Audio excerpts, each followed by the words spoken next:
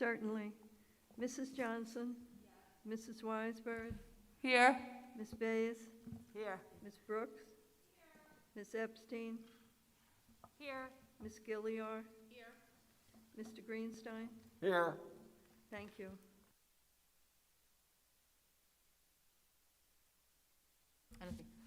Thank you, Mrs. Callahan. Yeah, that's a little bit better.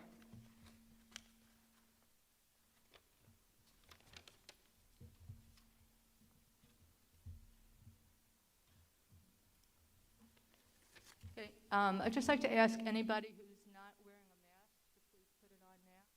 We're starting up, and that is the requirement. Thank you.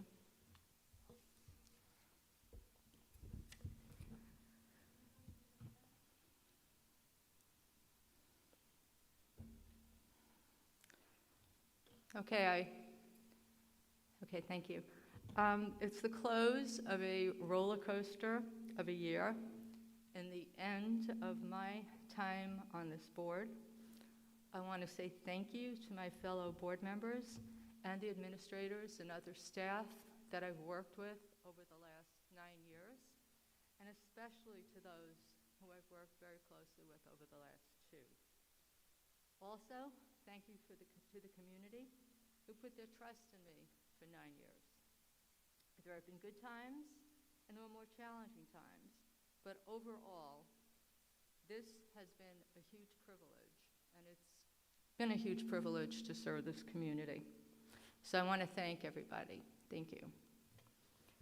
And with that, we can start out with community comments. Please come up to the mic. I just want to remind everybody you have a 3-minute limit. And please introduce yourself with your name when you speak. Hello, I'm Adam Block. I'm a board member-elect, and I look forward to joining the board. So I saw in the agenda today that we are voting on the first new vision and mission statement of the district since I was in high school. And while there were committees and some community input via the thought exchange, the output document was made public yesterday after months of work, even though it is dated May 25th, 2021. It is being adopted today. Dr. Hines could have emailed it out when he emailed his note that there was a board meeting tonight, but he didn't. In reality, nobody gets to read it, digest it, think about it, or comment on it. 2 weeks ago, the same thing happened when the board signed a 4-year contract with Dr. Hines without any community input, any discussion, just surprise agenda item 12.4, a 7-0 vote, and no impartial discussion of merit. The board will tell you today that we need this now, but that doesn't pass the smell test since it's been decades without an update. We could have waited a few weeks to hear what everyone in the room has to say. But that is not how Port Washington operates now, does it? This action indicates what the board and administration really thinks of community input. This is the same board that shut off community comment for board meetings a year ago when the community needed engagement most. I'm looking forward to joining the board and trying to create a culture that respects the members of the community and includes them in on discussions. We may not agree, but everyone deserves to be heard. Presenting and voting on a mission statement on the same night? Port Washington deserves better. In July, you will get better.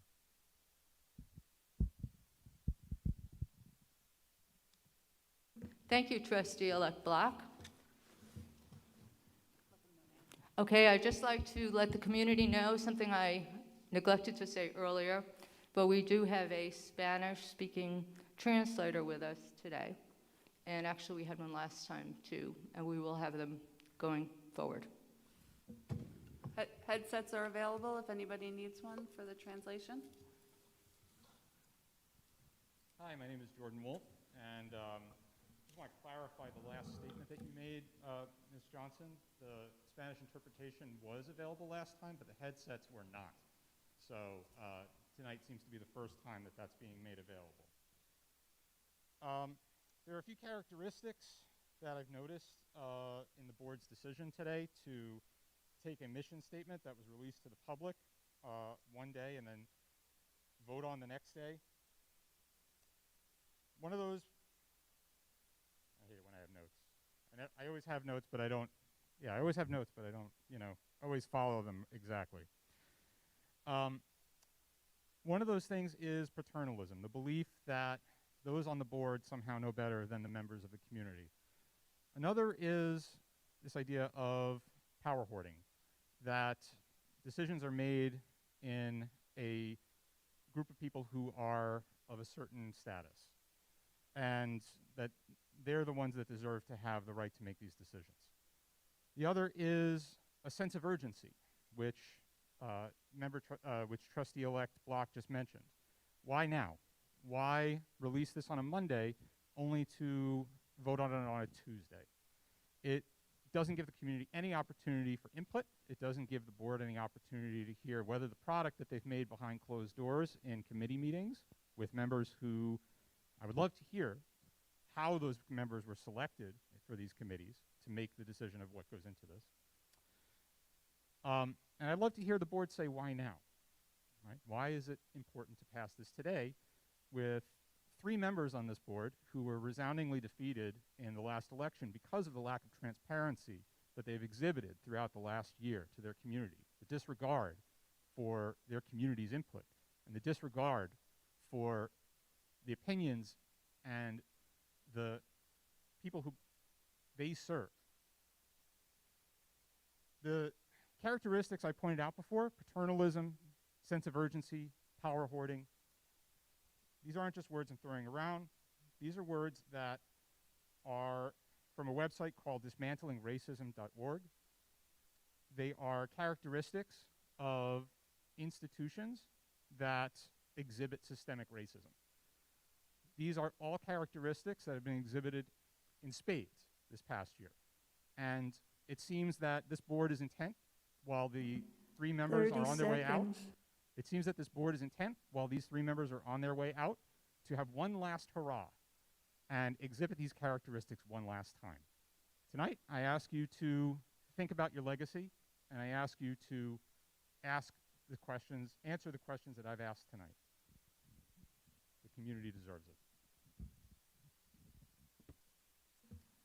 Thank you, Mr. Wolf. I have to say I'm a little bit sorry at the moment that it's never been a practice to respond to comments, no matter how much we may disagree with them. Please introduce yourself. Thank you. Yeah, hi, my name's Eric Ross. I'm here today to speak about the athletic department's policy as it relates to school recess. It states athletes may not be excused or miss an entire recess period. It's the policy of the athletic department that an athlete cannot miss the entire recess time of Thanksgiving recess, winter recess, February recess, and spring recess, and remain on the team. There is no coach discretion with this policy. To date, regrettably, my many letters sent to Superintendent Hines and the entire Board of Education have gone unanswered on this topic. I'm here today to put forth the thoughts and viewpoints of many of the families throughout the community and put it on record. This policy is discriminatory in nature. It's dated and anti-family. The policy is opposed by countless members of our community. It discriminates against family values, holidays, traditions, and religious beliefs. It discriminates against the demands, responsibilities, and obligations that many families have and they can only manage during scheduled school breaks. A break should be a break. This is a public school that is mandating athlete participation during national recognized holidays. It's wrong, and families are demanding a choice without consequences. The athletic department likes to say it's sound and essential to the success of student and athletes. It requires excellence. Sometimes it comes with making compromises and choices. They actually suggest that an athlete is less committed to their team or sport if they're absent during a holiday break, which is completely baseless. This district has put families in an impossible situation. Choose sports or your family. Is this the public message the district is behind? All research shows that youth need downtime physically and mentally, and that strengthening relationships with family and having fun are imperative for their development. We should not have to choose or compromise and make a choice between sports and your family. I recently presented this topic socially. The opinions were overwhelmingly expressed passionately on both sides. Those who agree, of course, want nothing changed. But here's a bunch of quotes from the community who are frustrated and they consider that their family needs and values have not been addressed. And I quote, "And this is why my children do not participate in school sports. For a public school to offer activities that systematically exclude certain families is just awful. Crazy. Really outrageous. Honestly, knowing this would discourage me from encouraging my kids to participate in PW school athletics. Family time, especially after this year we've all suffered through, has got to be more important. Kids shouldn't need to choose between family and a school sport at this low level. It's an awful choice. It's not a 30 luxury. seconds. I'll conclude by reminding everyone that this policy is not supported by the state and is enacted and enforced locally in our school district. I recently spoke with Robert Zayas, who is the executive director of New York State Public High School Athletic Association, who expressed his surprise and disbelief on the harshness of this policy. Just because it's always been this way doesn't make it right. Policies evolve and change, and it's long overdue. The school board should recognize the needs of all families in the 3 district, minutes. and families are demanding a choice without consequences. Thank you.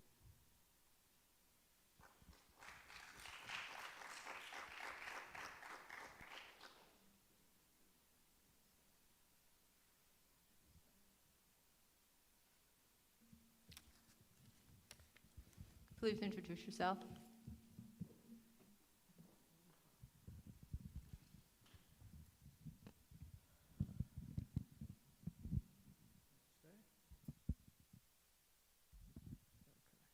Thank you. My name is Bruce Huron. I would first echo comments earlier regarding a lack of community input. I do feel like the board has taken full advantage of the shutdown to forge ahead with paradigm shifts and self-proclaimed, pardon me. Anyway, you're proposing radical changes to the district curriculum, procedures, and you're doing it in a vacuum. Very disappointing. But that's not actually what I came to talk about. I came to provide a little bit of context, which I think is important. It involves a letter that was written by Dr. Hines, dated June 3rd, last summer, 2020. It's in reaction to the death of George Floyd. It's readily available if you can find it on the website. I will not read the entire thing, but I would like to speak to a couple of aspects. Okay. Thank you. Is that better?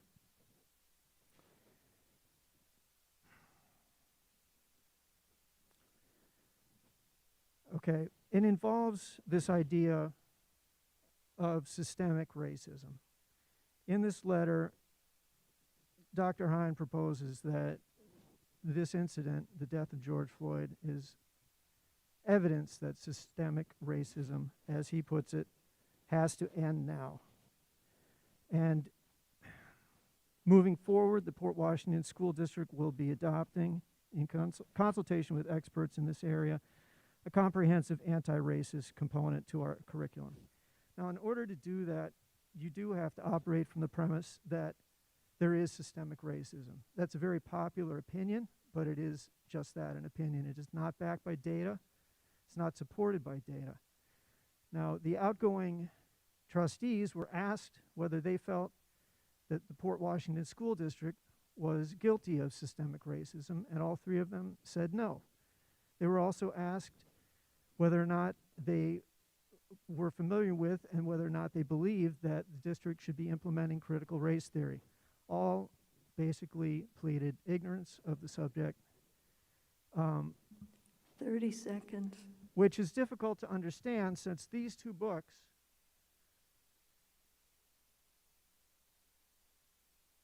were listed as required reading, and apparently there were book clubs and discussions based on these two authors and what they have to say.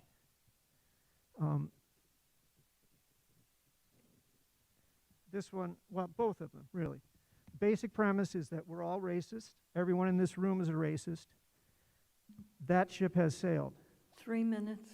Thank you. The issue is whether you want to be an anti-racist, and I think that is too big a burden to put on impressionable students in this district. I apologize for not being a little more concise. It's a little bit emotional subject for me. I appreciate your consideration, And I do think there should be more community conversation surrounding such an important curriculum shift. Thank you. I'm sorry, for the record, I'm sorry, over here, Deborah Brooks. Yes. I couldn't read the title of one of the books. I saw White Fragility, and the other is, I How to can't be read an it. anti-racist. This is, How to be an anti-racist. yeah, Thank this you. is Dr. Hines' Thank you. guy right here, Ibram.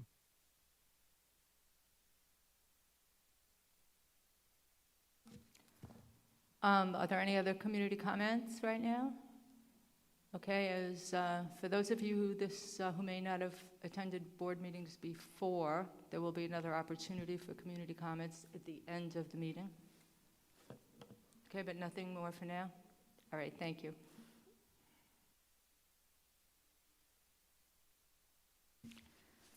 Okay, I'm going to make a motion for the adoption of today's agenda, June 22nd, 2021. Do I have a second? Okay, Ms. Weisberg.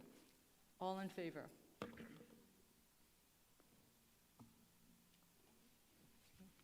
Okay, thank you. Okay, next is the section 7, which is the report of the superintendent. I am going to go to the enrollment report first, and that would be Dr. Shields. Thank you very much. Since our last board meeting, there has not been an updated enrollment report. That enrollment report was run on May 25th, so the report from last month stands. And on the issue of kindergarten enrollment, we have 325 students currently enrolled in the incoming kindergarten class, and we're projected to have 391. So we'll continue to give the board updates on the kindergarten enrollment as we get closer to September. Thank you. Thank you very much, Dr. Shields.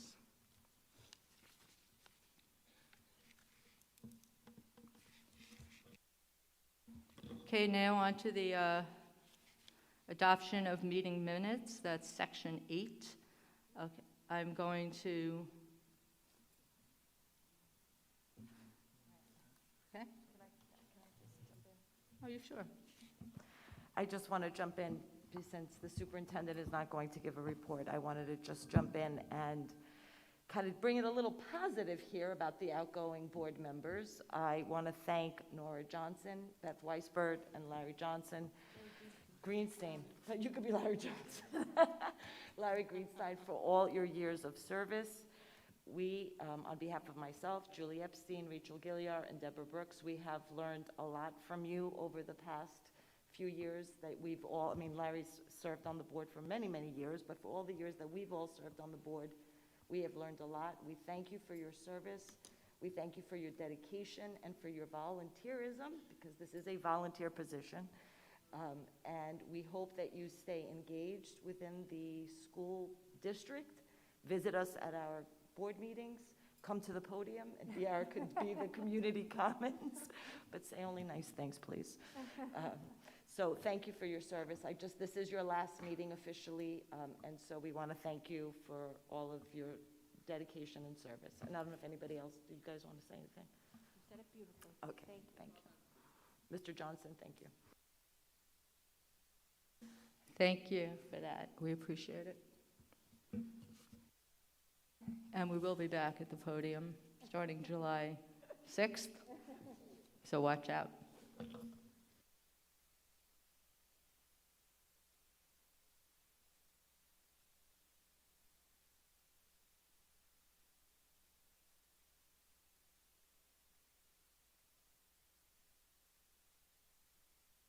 Okay, meeting minutes. Going to move to adopt the minutes of 6/1/2021. That's the Board of Education Budget and Facilities Work Session meeting minutes. Do I have a second? Okay, the chair of the work session, Beth Weisberg. Very good. Do I have, how about a vote? All in favor? Okay, thank you. Okay, now we are on to our discussion item. The first of it, which will be a discussion of the vision and mission work that was just referred to previously.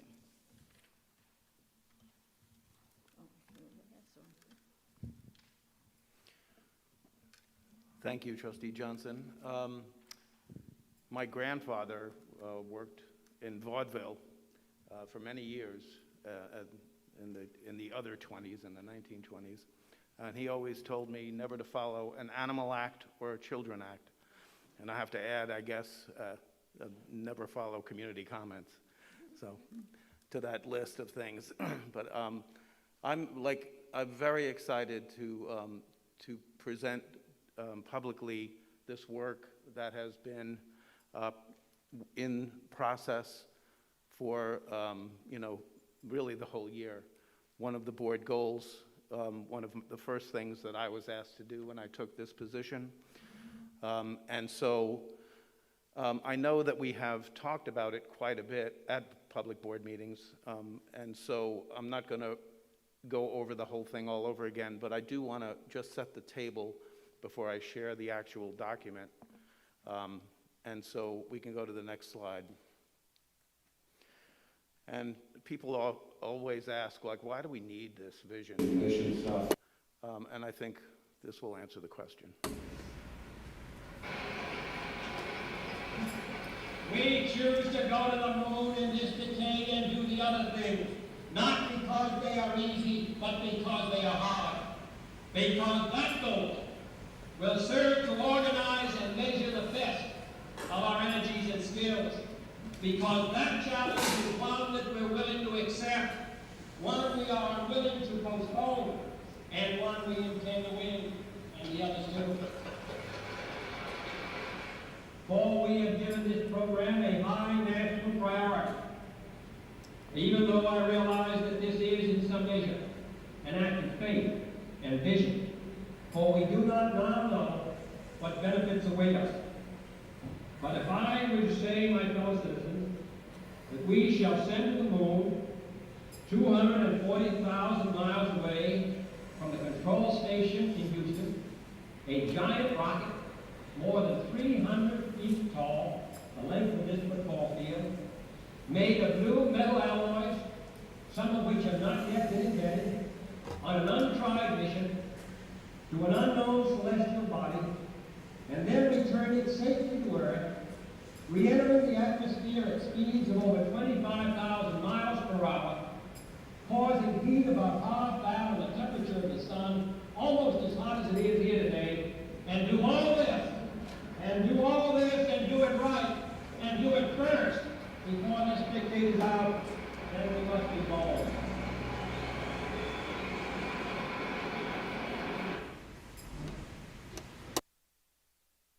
Now that's a vision. A vision is all about setting a goal to bring a man to the moon and return him safely to Earth before the end of the decade. This was September 1962, almost exactly 60 years ago. And as we all know, that vision was fulfilled, even though, as Kennedy said, we weren't sure what what metals we were going to have to develop to get there. We weren't sure exactly what the benefits were going to be. But it was setting that vision. And then next slide. Nope, next slide. There you go. Thanks. So for the past, in the fall, acting on the board goal, we put together a committee of all stakeholders, which I'll share with you in a minute. And then we began our work in earnest in January of this year. And so the vision we talked about was, what's the purpose of schooling? What are the community aspirations for our graduates? And again, I think the vision, it's backward planning. We want to know where we want to end up, and then we have to put into place the mission. And the mission is the what. What do we have to do to get there? You heard Kennedy talk about, and actually I took some of the speech out just for the sake of time, but he talked about having to build a rocket 300 feet long, having to have propulsion, food and water. All of these things then became very clear, and there were problems that needed to be solved. So the vision is the why. Why are we doing this? The mission is the what, and it informs all of our decisions moving forward. And we'll talk about the strategic plan in a while, but that's a how. How are we going to do this? So our committee started by doing a lot of research. This is all future-based, and the picture on your right is me with my granddaughter, Stella Jade. She is not playing Moonlight Sonata, and I'm not doing it very well either. But, you know, this is who we are planning for. We're planning for our graduates in the 21st century. And this is work that many, many school districts, many corporations have done, and it's work that we have needed to do here rather desperately for quite a long time. And again, I've said this before, but I want to make sure, because there are lots of great people here, teachers, administrators, paraprofessionals, parents, community members. This is a great community. I've spent, at the end of this week, 32 years of my life here. And we are not looking to fix something that's broken. We are looking to embrace the future and to align our work to that vision. Next slide, please. So our committee was 33 people, and it included board members, administrators, teachers, paraprofessionals, parents and community members, and students. And we met over the course of 5 months. Our first actual meeting was in early February. And I have to say, again, I know I'm pulling the old man card, but I've been here a very long time, and this was probably the most exciting committee I have ever served on. People really worked hard. They had a lot of opinions. We all had a lot of opinions, but every meeting was respectful. Every meeting was focused on students. Every meeting was trying to fulfill this important work by the deadline goal that we were given by the Board of Education, which was the end of May. And we did meet that goal, and I'm very proud of being a part of that. Next. In the midst of reading about future-oriented businesses and schooling and what we need to expect from our graduates in the latter part of the 21st century, we did include not only stakeholders from all different places in the community and in the school district, but we also sent out a thought exchange on April 9th to every person in the school district, and we got quite a number of responses, and the committee did spend an entire meeting looking at that input and incorporating a good deal of it into our work. Next. So this is it, and I want to read it out. And again, the vision, I just want to reiterate, is the why. Why are we doing this? The mission is kind of two-part, as you see. The committee felt that it was best to have two kind of sub-pieces to what our mission is. And the mission is the what. What are we going to do? So our vision. The Port Washington School District, which encompasses a vibrant, diverse, and inclusive community, believes in the potential of every learner. We expect that all of our graduates will become knowledgeable and responsible individuals who will thrive in and contribute to their world. We aspire to give every student the opportunity to pursue and explore their natural curiosities and to be challenged and supported with varied experiences that lead them to become fulfilled, lifelong learners. That's a big vision. Maybe not as big a vision as landing a man on the moon and bringing him back safely in 8 years. And then again, maybe it's a bigger mission, a vision. And then our mission. In order to thrive in and contribute to their world, and you'll notice that this echoes part of the vision, the first half of the vision, all Port Washington graduates will become critical, creative, and innovative thinkers, engage with a rigorous curriculum that focuses on process, growth, and authentic learning in order to be college and career ready. Develop communication skills and digital literacy. Exhibit global citizenship and cultural fluency. Practice individual and collaborative problem solving in multiple arenas. Take risks and learn from both failure and success to create resilience. And the second part of that mission, which again is echoed in the second part of the vision, in order to become fulfilled lifelong learners, all Port Washington graduates will embrace diversity and practice ethical behavior, demonstrate independence, integrity, and self-reflection, acquire social and emotional intelligence and a growth mindset, develop and value life skills, life balance, and physical well-being, and become designers of their own future. And that's it. Next slide. So what we talk about when we talk about mission and vision, a statement is wonderful, but a graphic, a picture's worth 1,000 words. This is not the Port Washington Portrait of a Graduate. I just wanted to show one example of what we hope we will be developing in the next month or so, which is a graphic that represents pictorially to all Port Washington residents and students what that mission, what that vision and mission is.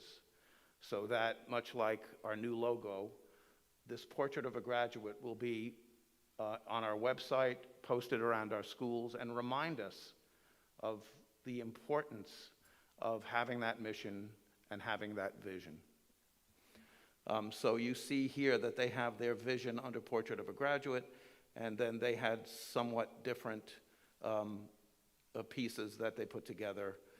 We will develop one, hopefully, this summer. Next. So again, going back to that why are we doing this? We're doing it, again, not to fix something that's broken, but to embrace the future and to align everything that we're doing. Right now, we're doing a lot of great work, but it's being done in silos and in pockets in many cases. And this mission and vision will be our North Stars, Dr. Hines has said many times. We'll be able to look at every decision we make through this lens, and it will really help us to move forward in a coordinated way and to really focus on the competencies that we know our graduates in 16 years will need, who are coming to the district now, and obviously all of the children who are in the school district now. So we will move from vision and mission, Portrait of a Graduate, which is the pictorial version of it, to creating a strategic plan. And we'll move from that aspirational, we expect, we hope, to the intentional, because that's really what's important. A vision and a mission is very nice, but if it sits on a shelf or it's put on a wall and we don't act on it, that's not going to help anything. So we're going to have all of those pieces in the mission, which is the what, turn into how. And the strategic plan is how. How are we going to do this? How are students going to show us that they can exhibit these competencies when they graduate? That's what this is all about. And that's a lot more hard work over the next 5 years. And I think I've said all this already, but we will be realigning our assessment, and make no mistake, we will be starting with assessment. What I just said, what do we want our graduates to show, to exhibit, that they can know, do, and understand in order to meet these competencies and be prepared for college and career? And then our curriculum, how do we put our curriculum together to help the students meet those challenges? And then our instruction. How can we look at our instruction to better support the curriculum, to support those assessments? Next slide. And that's it. Thank you.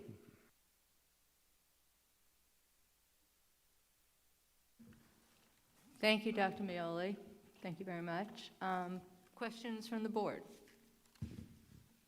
Okay, I'm going to work from that side of the room. Okay, Rachel, Ms. Gillier. First of all, Dr. Mueller, you started this by saying that of all the things that you think are hard to follow, but I actually think you're very hard to follow. I just wanted to echo a lot of what you said here. I sat on this committee. I think the work that was done by this committee was incredible. I actually wish that we had recorded all the conversations that happened as we struggled, both as an entire committee and in individual groups, with basically every single word that's in that mission and vision. You know, what do we mean when we say rigorous? What do we mean when we say well-being? We analyzed every single piece of it for what the implications of the word were to us and what we thought the implications would be to other people, because I think as a whole, the committee was looking to find a balance, as I think we all are in the district, between challenging our students and having them be happy individuals, and understanding that challenge is good, but stress and pressure is bad. Sorry, I bumped it.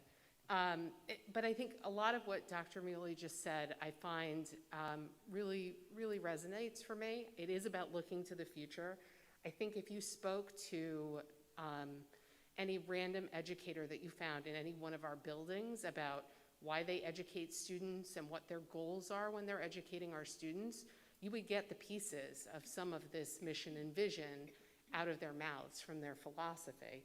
But the goal of having an institution overarching above all the teachers and above the various departments and the various buildings that do already have this philosophical underpinning is to create some consistency from school to school and from classroom to classroom, and make sure that overall Port Washington is functioning with a shared mission and vision and a shared goal of what we want our children to get out of our education.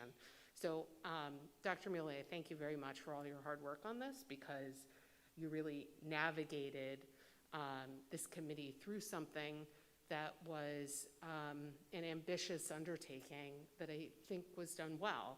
And I really appreciate the mission and vision draft that we're looking at this evening.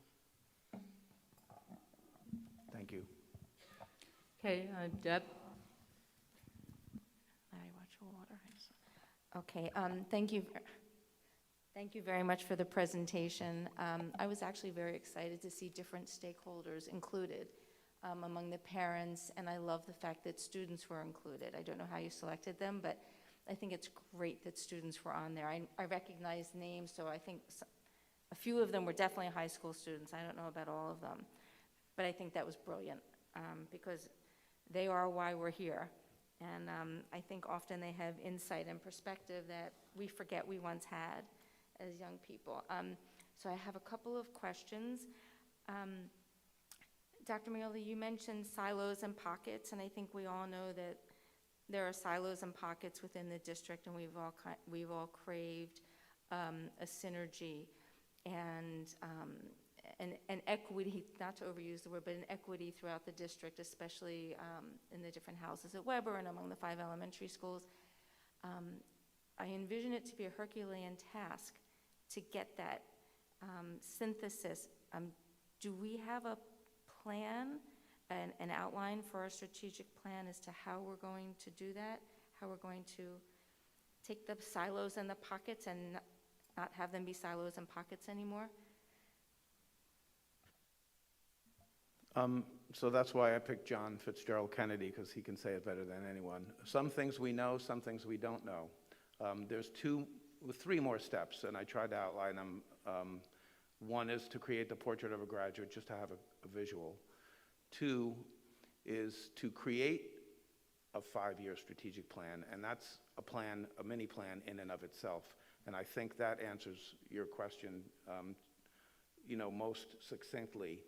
That hopefully this summer we'll be able to start talking about how to plan the 5-year strategic plan so that we can parse out the propulsion, the reentry, all the things that we know we need to do to have our graduates meet these competencies. And so that when we start in September and everybody's back, we can really start that work of, as Trustee Gilliar said, you know, all those words, all those discussions, all those arguments with a small a, they don't really mean anything until we see how the students are going to exhibit what they know to us. That's what we have to start with.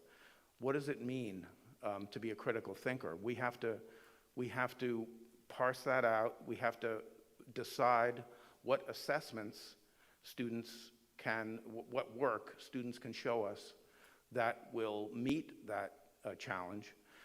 And then we have to work backwards again into the curriculum and the instruction to meet that. And we will obviously need the teachers, all the educators, and all of the adults in the school district to help us with that. Concomitantly, this is a little off topic, but we are also doing a lot of work in social and emotional learning. And you could see that there was a bifurcation in the mission, and a good deal of the first part was academic, and a good deal of the second part was personal and social and emotional.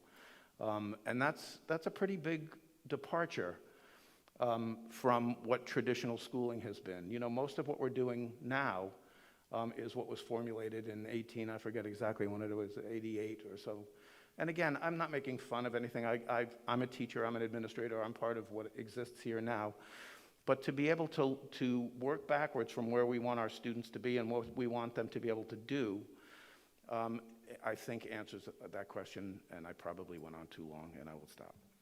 Not too long for me. I won't cut you off. So what I heard is that for the strategic plan, we're going to be doing that in-house with our own people. We're going to use the people who know the district the best and work with what they've known over the years and knowing the personality of the community. That's great. Okay. I do have another question, if I may ask. Did anybody else have a question, or can I ask another one? So we have a mission statement policy. Does this replace that policy? Does it align with the policy? Where does it fit with that? Is the mission statement policy separate and apart? We'll look at it some other time down the road in the Policy and Personnel Committee, or does this? How does that work? Can I answer that? I think, Deb, I think that's a good question. We do have a policy, and so I think when we adopt this vision and mission, I think that it would automatically replace the policy. So we would make the policy that, I think. I mean, that's, I think, what the process would be. But that is a good observation. Thank you. I do have one more question. Can I go? Can I keep asking? Okay. So we talk about whole child. Oh, I'm looking at my notes. I'm sorry. I understand that the vision is the why and the mission is the what. Is there anywhere in there to talk about the what in terms of what we envision the district looking like? Because we talk about whole child and safe student-centered environments. Is there a place for that in here, or is that someplace else? My simple answer to that is that what we are creating, what the committee has created and is on the table for you tonight, is a North Star. It's not the universe. The universe is very big. There's a lot of stars in the universe. This is the one that we will keep glancing to make sure that we're heading mainly west. Thank you. Other questions? Larry? You called on me before I even raised my hand. You know me well. So I was not on this committee. Let me state that. But I'm very proud of the people who were on the committee and very proud of the product that they did. A commitment was made to the people who were on the committee in terms of timing. And to me, it's insulting to the community members, the teachers, the paras, the administrators, and most of all the students who worked so hard on this to say we're going to kick the can down the road and look at this next month. This is not about the board. It's not about the individual personalities. It's about the kids and about the district, and that's what you need to focus on. It's not about ego. It's not about self. It's about the kids. Thank you, Larry. Would anybody else at that end like to comment? How about? I do. Okay. Thank you, Larry, for bringing it back to what I know those of us who sat on the committee with the community and with the children focused on, and that is the children. I think anybody who reads that statement would agree that every parent would like their children to exhibit all of those characteristics when they've graduated from high school. That was the focus. That was the focus of the parents on the committee. That was the focus of the board members. That was the focus of the educators. What as a society, what as a community, and what as parents we would like our children to be able to do after they've completed their years of school here. This was about the children. The focus was on the children. And I hope that going forward, the focus for the school district remains exactly there, on the children, because I'm very proud that we have done that work so well here today. And thanks, Beth. Go ahead.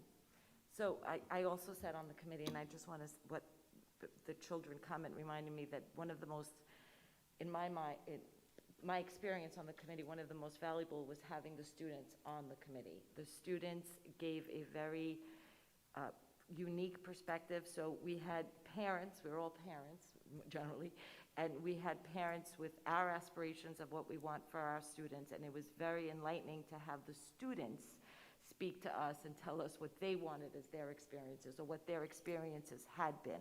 So to me, that was a very valuable aspect of the process that we had. So I appreciated that as well. I also want to just kind of bring back to all of us in that this is the North Star. So what the real work, I think, still hasn't been done. So we have a guiding principle, but the real work is the strategic plan. And I think the how is what a lot of us have always questioned on. How are we going to do this? How are we going to get everything done? And that's really where I think we as a board need to roll up our sleeves and start and embrace the process that we're going to go through to get the strategic plan done. So I thank you, Dr. Mioli, for setting us on the right path. It was a wonderful experience to be on this committee, and I remind all of us on the board that we have a lot of work to do still with regards to the strategic plan. Thank you again. I just want to make sure that people understand that the other 32 members of the committee did the lion's share of the work. I kind of negotiated back and forth. Thank you. I appreciate it, but I do want to... We just did the Zoom breakout rooms. There you go.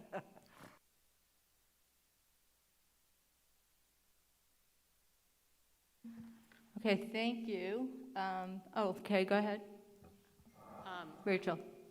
I just want to note everybody's being very humble here tonight. I think Dr. Mioli did a lot of work, and I know because Emily was sitting there with me on Thursday afternoons, a lot of work went into this already. I think that the point that Emily is getting at, but you can disagree with me if I'm wrong, is there is still a lot of opportunity for the public to be involved in the next steps that happen from here as we build the strategic plan from here. And I happen to think that community involvement is important. It's important that there were so many people on this committee representing so many stakeholder groups. Since this issue was raised tonight, I do have sympathy for the members of the public who are concerned that we're doing this last bit very quickly. But my concerns are not because I think that anybody is trying to sneak anything through or do anything untoward. It's because so much valuable time and effort went into this by so many people, and I think the product is really good. And I didn't want anything to be overshadowing the quality of this important step that was taken for Port Washington that will allow us to move forward towards a strategic plan I've been serving on the board now for 4 years, and when I first ran, there was definitely no conversation in Port Washington about having a vision.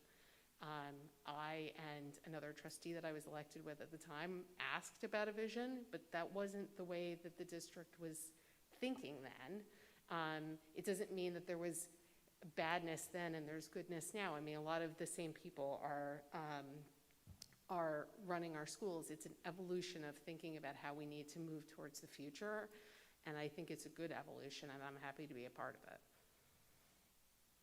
Yeah, I would just like to add, because I've been on the board for 9 years, and the word vision would come up occasionally, but it was rapidly dismissed as not something that we especially needed to do. And we did have our policy somewhere in the large policy book at the time and then online.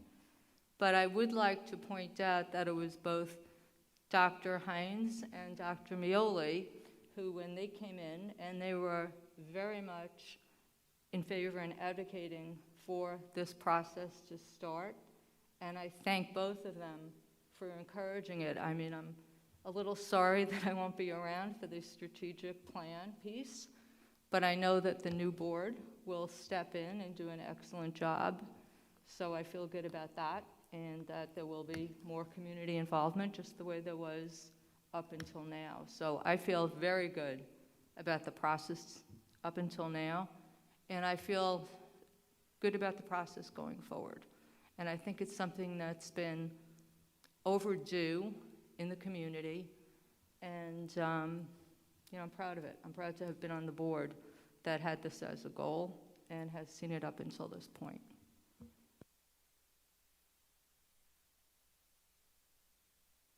Okay. We don't take community questions. It's for the board. The questions were for the board discussion, and have you, I don't know how many board meetings you've been to, but you will have plenty of time at the end to make comments. Hmm?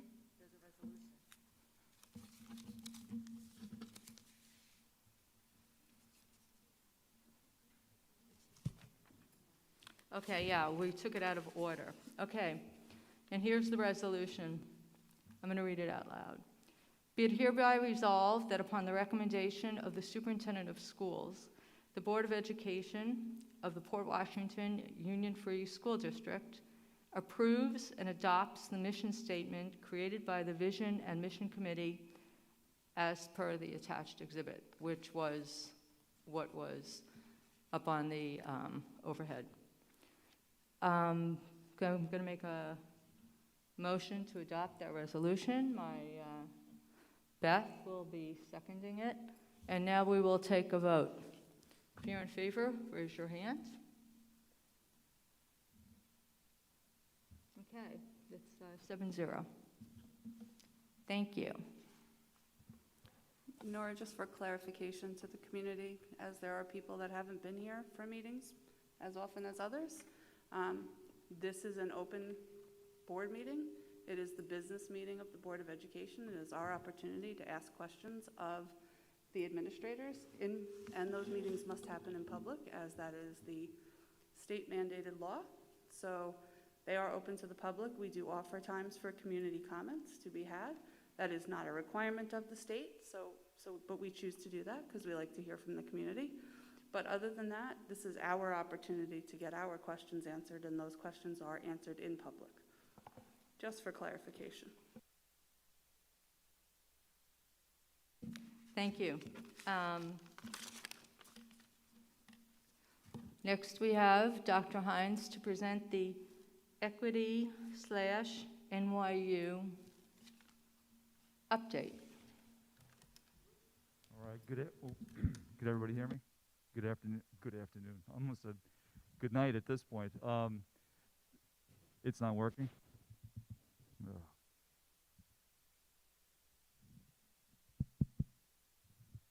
Is that better?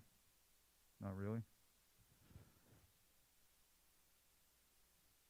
The live streaming. Yeah. That's a little bit better? Okay. I'll keep it right up to my mask. Well, good evening, everyone. We have 4 presentations. We have 3 left, and as Dr. Mioli said, it's very hard to follow some acts, and now I have the opportunity to follow him.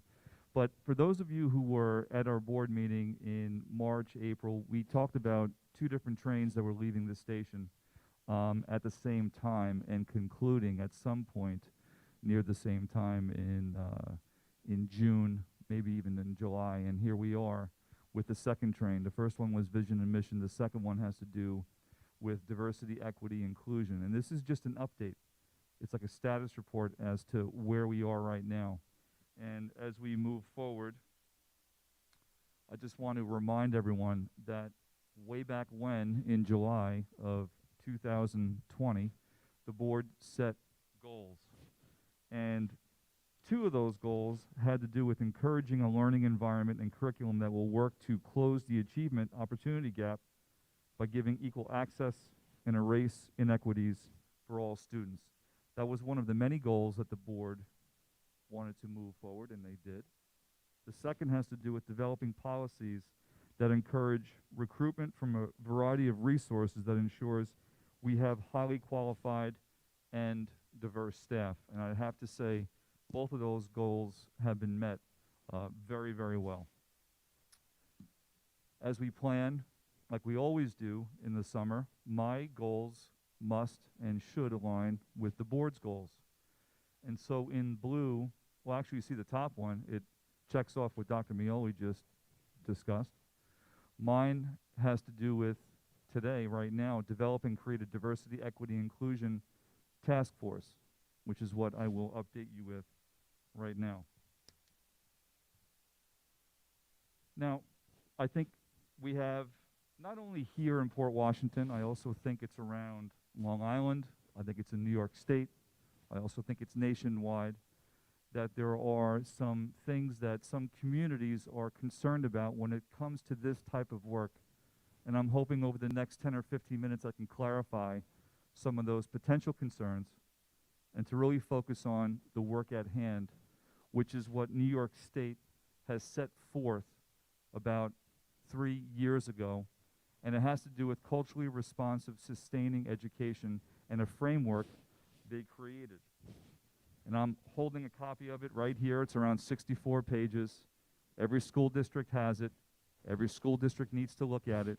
And basically, in substance, it says, in January 2018, the New York State Board of Regents directed the Office of P-12 Education and Higher Education to convene a panel of experts, engage with stakeholders, and develop from the ground up a framework for culturally responsive, sustaining education.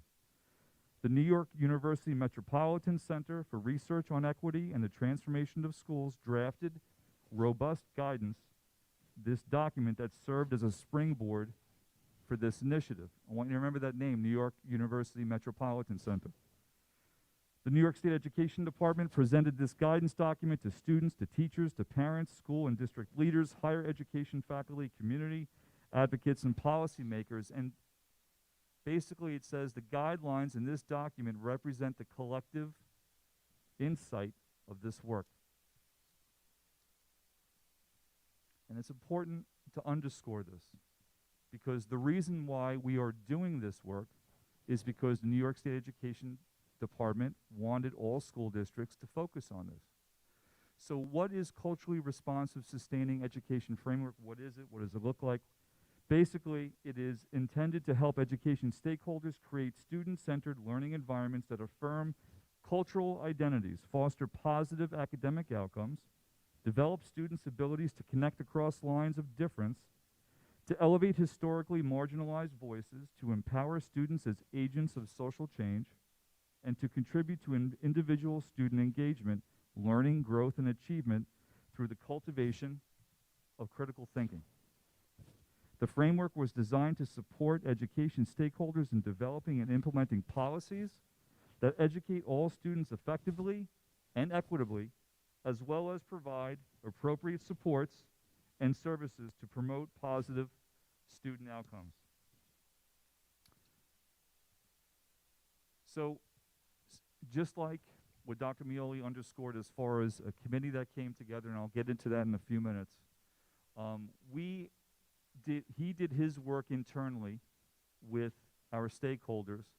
We needed someone to help lead us through the work that was ahead of us, and so we went right to NYU Metro.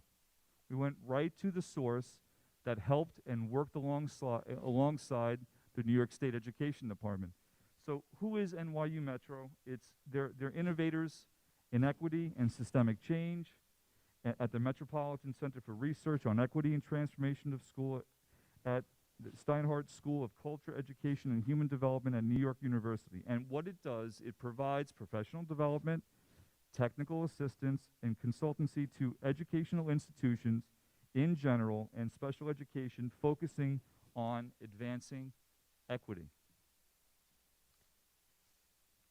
Now, we too had an incredible team, and some of our root cause team members are present either in the audience and certainly up here with the Board of Education. And I want to thank them in advance for their vast amount of hours that they have poured in since January. And this was facilitated, this work was facilitated by Dr. Maria Hernandez and Mr. Reed Schweer. Now, she is from, well, she got her PhD at the University of Wisconsin-Madison, and Reed from the Harvard University Graduate School of Education. And this particular team, and they were very particular in advance, stating we needed to have 35 lead learners, and they needed to be fully committed to the work that was at hand. Fully committed. That means not show up for one meeting and miss the next one. So what we had to do, and what we did, we found, I think, an incredible team who was very passionate, made themselves very vulnerable, and we'll talk about that in some future slides. But right now, I want to thank Dr. Shields for help facilitating this. He did an incredible job working with NYU.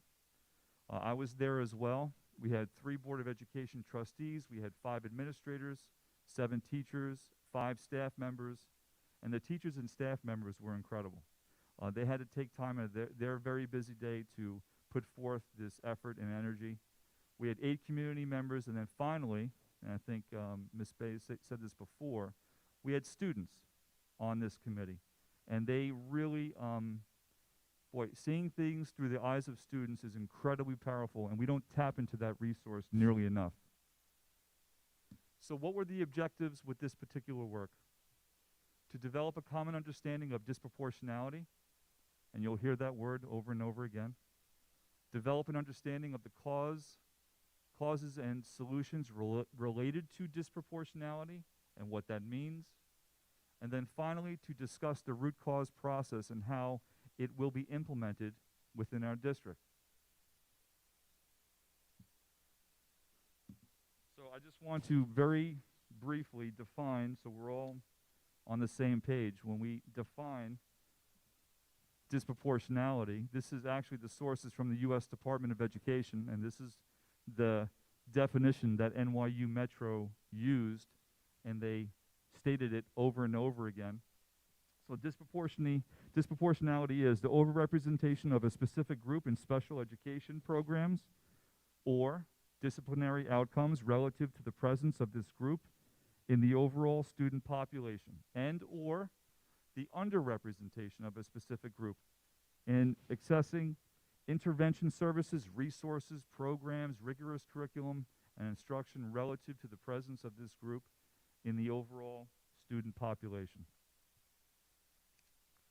And so to be clear as far as what this team did from February to where we are right now in June, and I believe as one of our community members stated, the book list that NYU Metro, they had many recommendations that we followed, whether it was articles, whether it was books to begin with.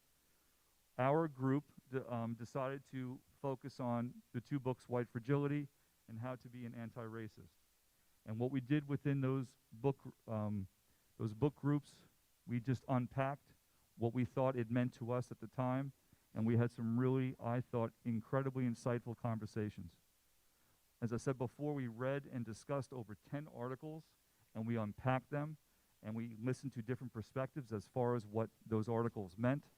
We broke into groups, and every meeting unpacked, as I showed you before, the culturally responsive sustaining education framework that New York State Education Department has. So we took a deep dive into that, and the link is there. And by the way, once all these presentations are done tonight, we'll make sure they are on our website tomorrow so you can access them. And that hyperlink should work if you want to look at what that framework looks like. Teams unpacked and discussed building and district academic data, which is incredibly important in any school system. And what this forced us to do, like it should for any school system, it's like a forensic audit, not only of where students are academically, also by subgroups, how students are faring academically, but also behaviorally. What's happening with suspensions? What groups are suspended more? And so we took a deep dive into longitudinal data, somewhat longitudinal data, as far as what it looks like specifically at each building, and also looking at what it looked like district-wide. Teams unpacked and discussed the District Code of Conduct. The District Code of Conduct is a very long document if you haven't read it, and it was really important for the team to understand what the Code of Conduct not only said, and what some of those potential consequences can mean because of the language of the Code of Conduct and what was there. So teams unpacked and discussed building and district referral forms and suspensions. Teams unpacked and discussed district perceptions. There was a survey that went out to the staff, and the survey had qualitative and quantitative opportunities for our staff to answer. And then we discussed what that meant and what that looked like for us. And then finally, we discussed and developed root causes to assist in developing a 5-year plan. So what are the next steps? The work isn't done yet. Like the vision and mission work, the work isn't done yet because now we're starting with the strategic plan. When it comes to this particular work, NYU Metro will provide myself and the board with a report of their findings. We're thinking August, September. It may take a little bit longer. This is a target. This is what we're hoping for. And then a plan to adopt and implement in the district's upcoming 5-year strategic plan. So right now where we are, we still have one more meeting over the summer, and then they will develop a report and a plan, and then that will be shared with the board to have a discussion about what this looks like and what it sounds like. When I first came here 2 years ago, there were two things that were very evident right away. And 2 years ago, for some, may seem like a long time ago. I remember when I met with lots of different people, whether it was individually, whether it was in small groups, large groups, there were things that were shared with me that I really took to heart. One of them was our graduation rate. And for a school district like Port Washington to have a graduation rate in the mid to sometimes low 90s, there is absolutely no excuse for it because we are an incredible district. We do a lot of great things. And we'll be doing a lot more great things in the future because all the arrows will be aligned. But when you look at subgroups within our cohorts who graduate, or more important, don't graduate, that's what we have to focus on, coupled with other things, of course, because a rising tide lifts all ships. And when we do this, and we do this right, and we dig into this work, and it's not going to be easy, it's going to be extremely, I believe, effective.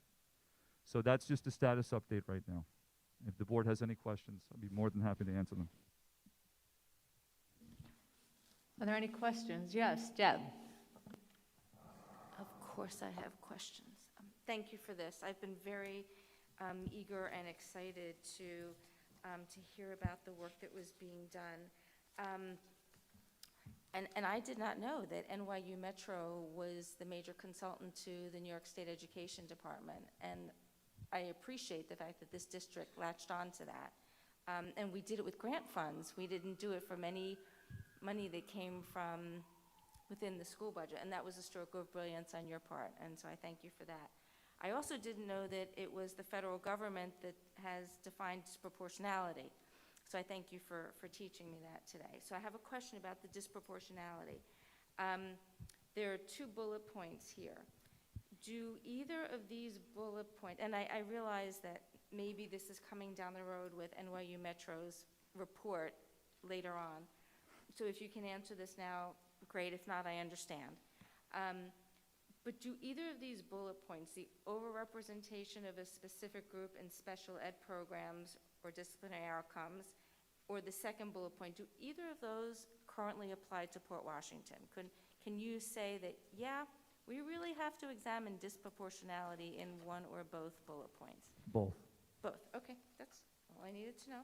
And that's based on data, Correct. just raw data. Raw data. Nobody's making that up, it's That just is the correct. data. Yep.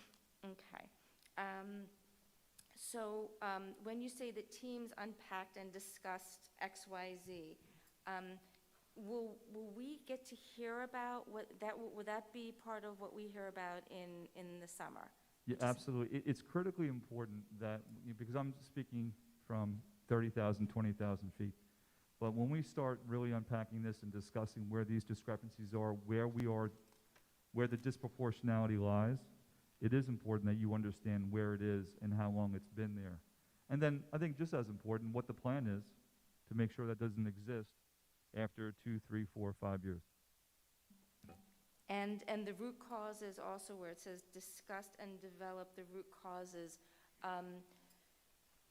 is that a subjective assessment of root causes or objective also based on data? Or are there people here who have seen and experienced some of this? Is there a combination of the two?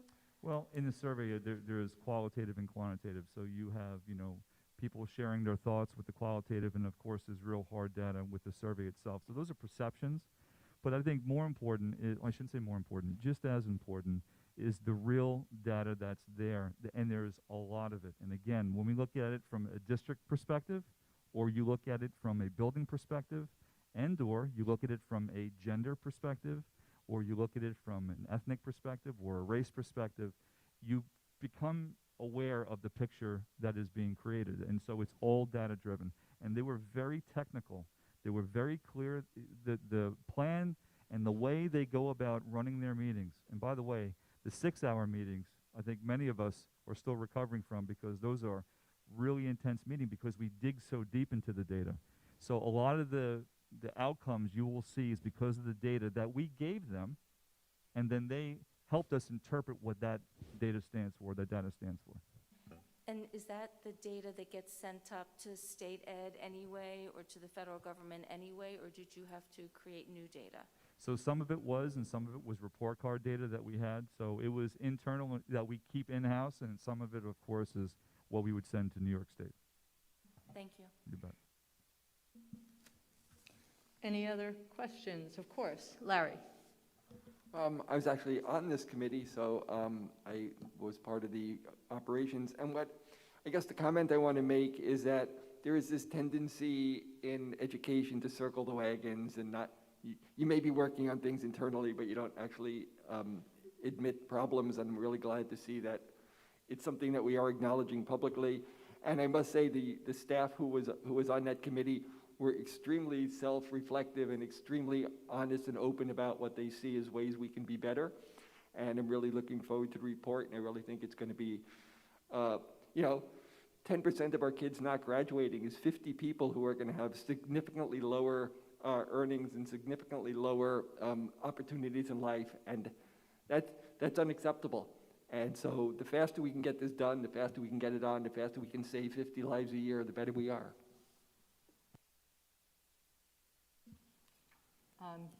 Emily or Julie? I can't see if Julie has a comment. Emily. I know you're Emily. Not Julie. You Ms. Greenstein. So I just wanted to point something out, because we just talked about vision and mission, and now we're talking about the next steps with NYU. So when we went back, I'm going back to the vision and mission conversation, we said we would be starting the strategic plan part over the summer. And yet we're saying that we have some target date, target being an operating key word here, that we don't necessarily think August, September.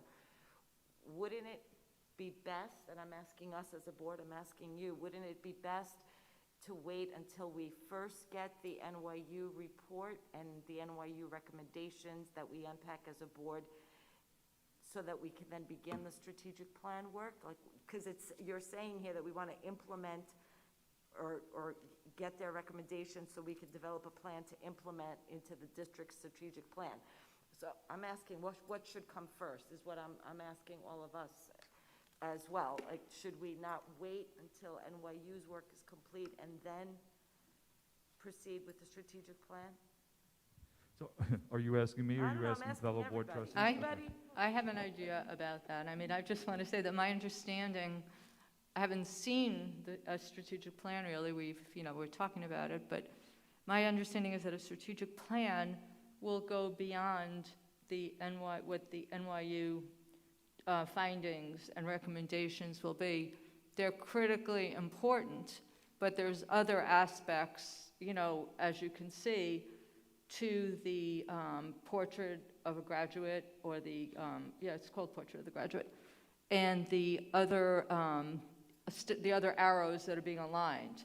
So I think it's the kind of thing where you could start working on the strategic plan, and then when you get the NYU report, you can incorporate that findings into the work you're doing.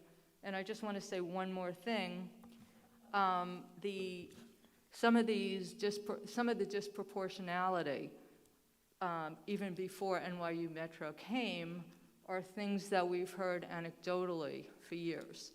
And some of it was also in the New York State report card that's published annually, but was not something that was specifically examined by the board or discussed by previous administrations. It's out there and people can look it up online and see what it is. But the difference between seeing numbers and percentages on a New York State report card and actually seeing the specific data from the school and seeing the breakout by demographics, by gender, by special needs or not special needs, and seeing how those differences exist in the area of discipline. And I'm talking about discipline when people actually allegedly do the same actions. We're talking about, two types of discipline, two types of consequences for groups, for two different kids that are part of two different groups.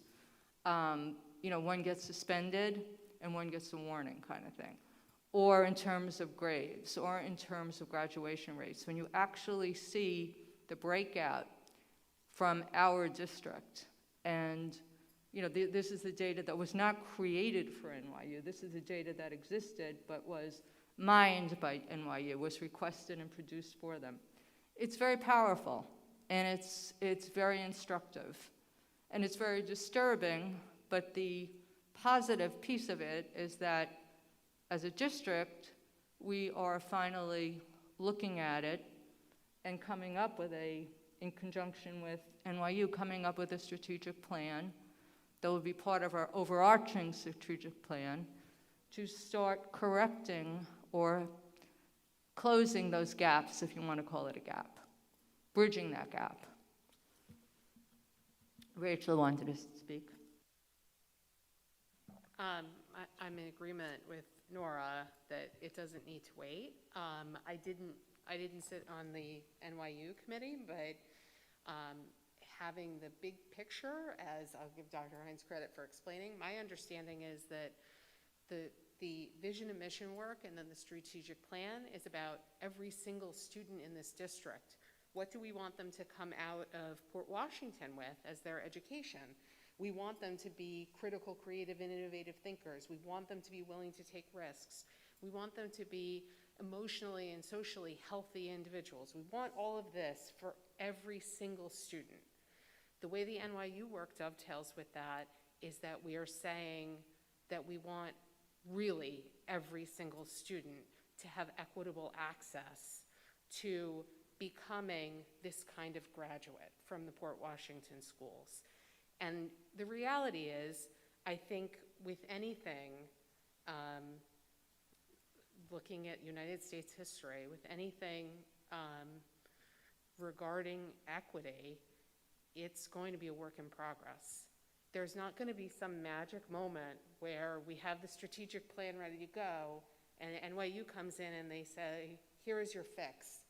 Because equity is complicated, and if anything, I think it's more complicated in education, because even if you have two students coming from the same socioeconomic background, the same racial background, the same family constellation, those two students will have different needs. They'll have different strengths and weaknesses, and the thing that our teachers are, I think, so brilliant at doing, and that the district needs to help them be able to do, is adjust for each of those students who may be similar in some ways but are not exactly identical, in order to give them an equitable education. When you introduce the issues that we have in this country along socioeconomic and racial lines, it becomes even more complicated. So it's not like we can adopt a policy that we're going to give every single child the same cookie every day and bravo, we have equity. It's complicated. So I think, in my opinion, we forge ahead.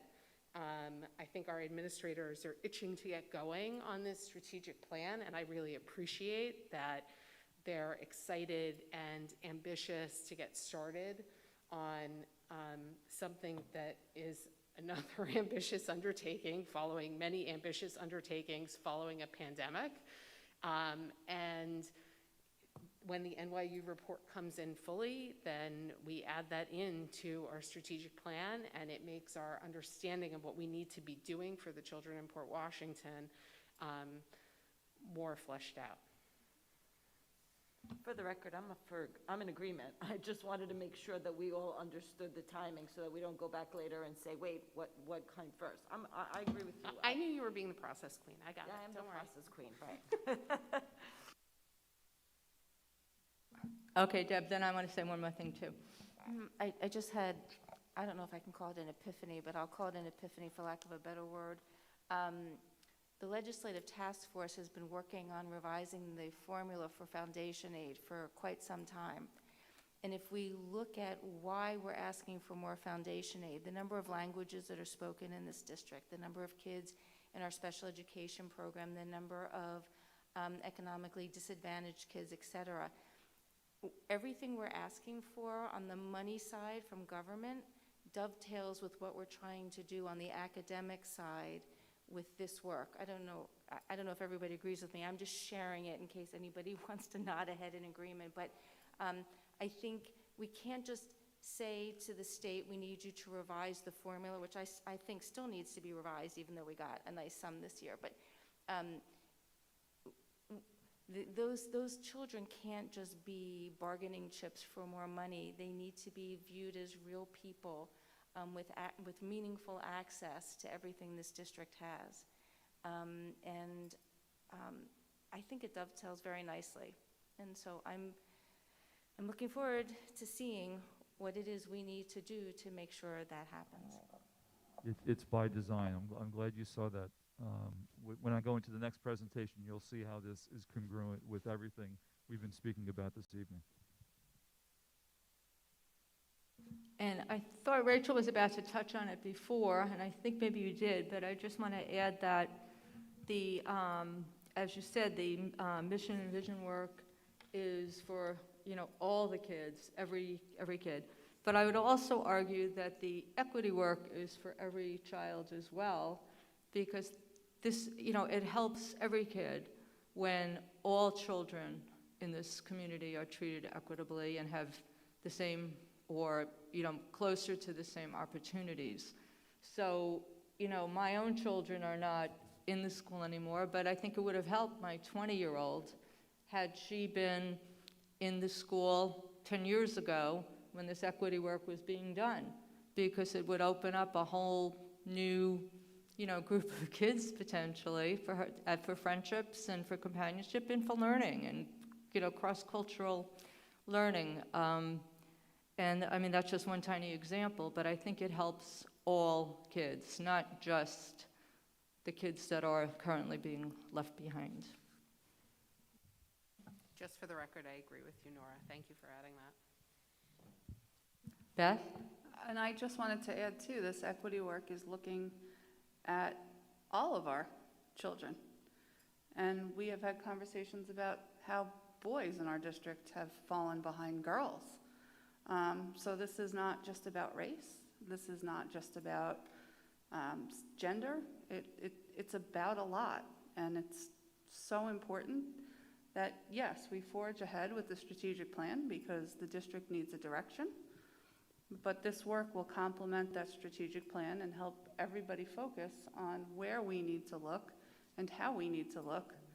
And to also look at how the groups and the children that we have in this district who are successful, what is it that makes them successful? All of this is going to guide the work. And so I do appreciate how seriously everybody took that.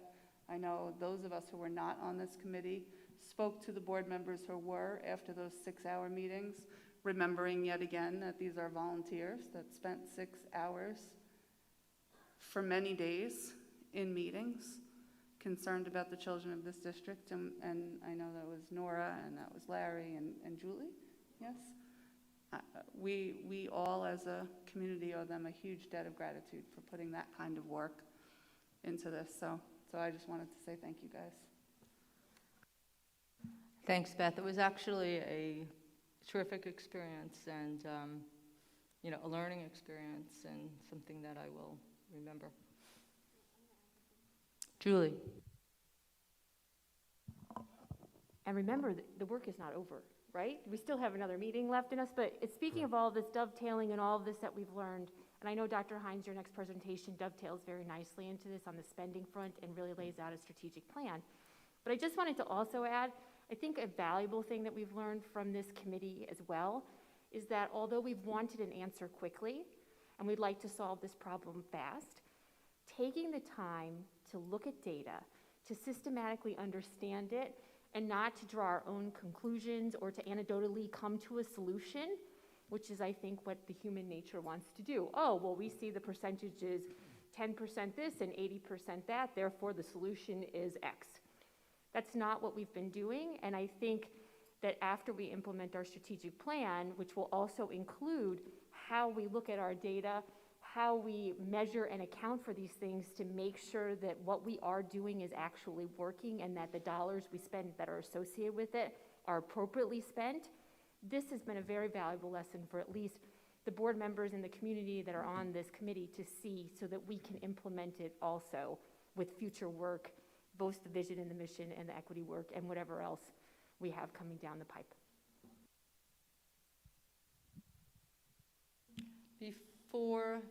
Thank you. Before we move to the next presentation, any closure on this one? Or was that? Okay. Item 3 for discussion. Again, Dr. Hines. All right, bear with me. We'll discuss money. Money, because we need money to support what we want to do. And, to Rachel's point before, and it's important to underscore this, and to Julie's point too, this is all incredibly complex. Most systems are. Certainly school systems are very complex. This is not one inoculation and everything goes away. This is going to be systemic over time, which leads us to how are we paying for some of this? And we were very fortunate to receive the news from the federal government that we will be receiving, and I've said this before, I want to temper, where I've tempered my enthusiasm, but I am more enthusiastic now that the monies are coming in. There are a few different sources where this money is coming from, and I want to outline what this looks like. So the Federal Coronavirus Response and Relief Supplemental Appropriations, that's a CRRSA because they love acronyms. That's the ACT. And then there's the American Rescue Plan, which I will unpack with you. So there are two amounts of money I want to be clear about. The first with the Coronavirus Act that we have. We're getting around $1.56 million, which is great news. It's great news. Guidelines come with that money, of course. There are things that we have to or can only spend it on, and I'll share what some of those things are. And then we have the American Rescue Plan money. That's around $3.5 million. And I'll take you down this rabbit hole of what that looks like and what we can spend this money on. So first, let me just underscore what this means, what the CRRSA Act does. And it's federal emergency funds that were given to a state or a local education agency in response to this pandemic that we've been all enduring for the past 16 plus months. It can be used for a wide range of activities to address the needs of individual school districts arising from or exacerbated by COVID-19. And this looks at responding to students' social, emotional, and mental health, which we know as SEL, academic needs, health and safety, of course, funding additional staff, and then finally allocating resources that advance equity initiatives and ensures that adequate supports are provided to students based on a lot of the same language here, disproportionate impact of COVID-19, the pandemic, on our at-risk students. When we move to the American Rescue Plan Act, again, the federal funds that were given to us in response to this pandemic, it requires districts like ours to spend at least 20% on learning loss, which equates to roughly $700,000.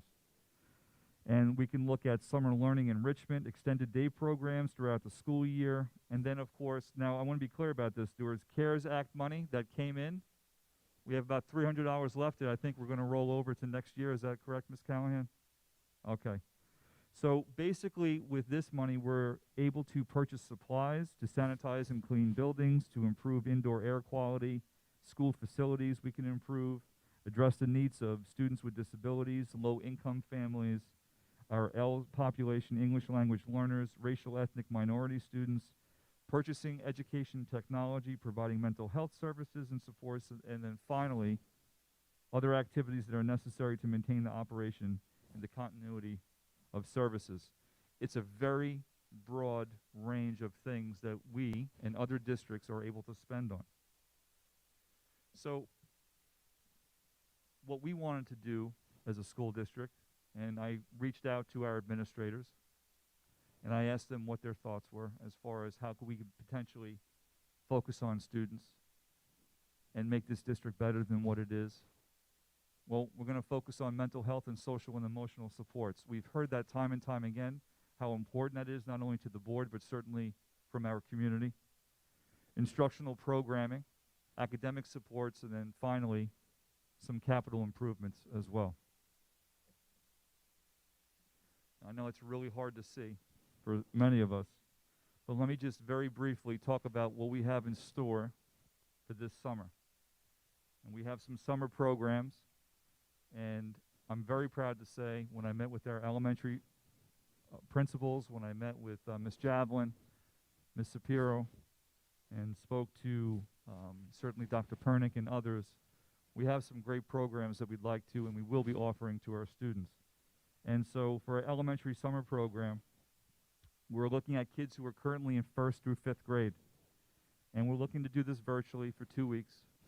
And basically it's ELA and math support. And we're looking at all the different grades there. They'll run for 2-week periods starting from grade 1 to grade 5.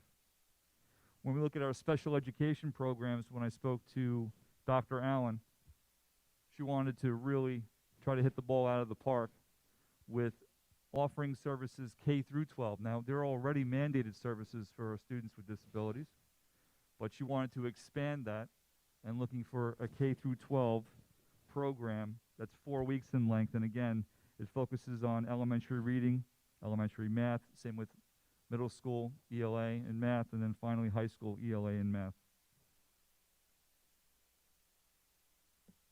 When we look at what's going to happen at Weber, very proud to say that we have supports for students who are struggling in a multitude of areas, whether it's for our Ls or for other students potentially who are struggling.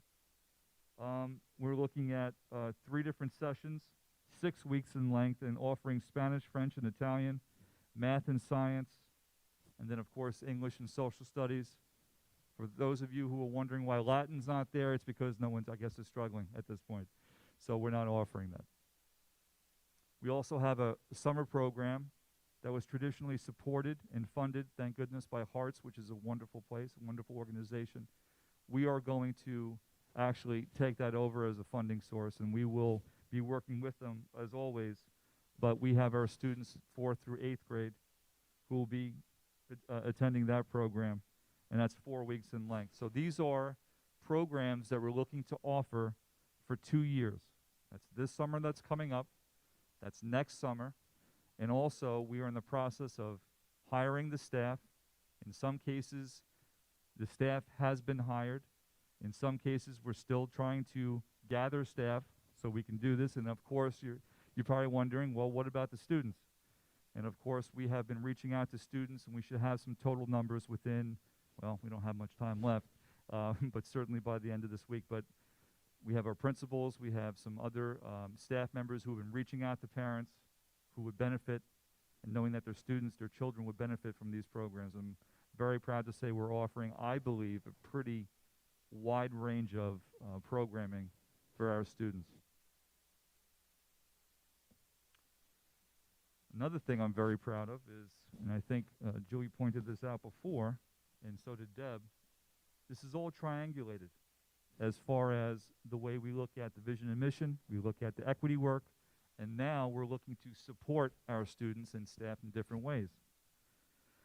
When 2 years ago, not to keep going back to 2 years ago, but I heard this over and over again, like an urban legend, there used to be a community liaison social worker who used to help families and support families and have that connection between the school building and what's happening with the families. Well, we will be bringing that back as a community social worker and a liaison.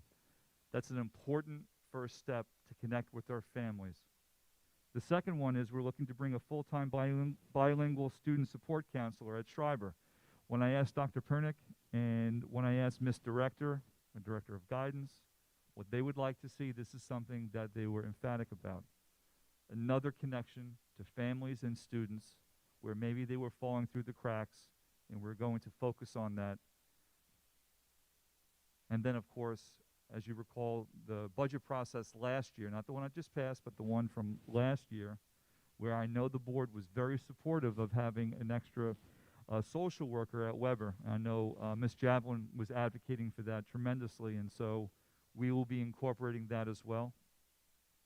I know when I talked to Dr. Suzanne and Dr. Basola, they both were like, Mike, listen, we have a wonderful pre-K program, but we need more support as far as an E&L teacher for that particular program.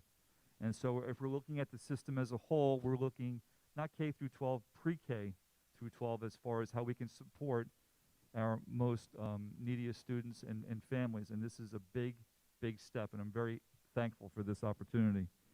And then finally, last but not least, is when I first came here, and I shared this with the board ad nauseum many times, we don't have an inclusion program at the elementary level.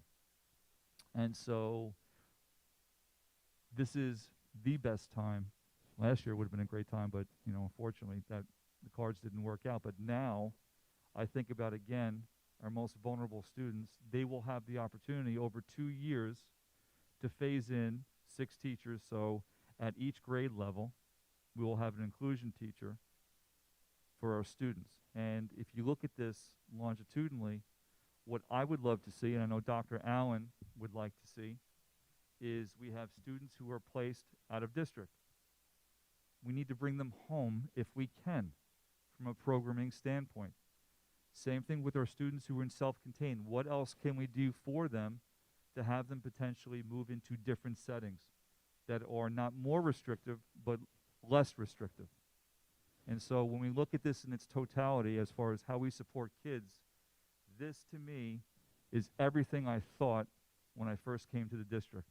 It is a great opportunity for this district to move in a direction that supports a lot of students, and I think, as Julie said, we will have metrics in place to make sure it's working.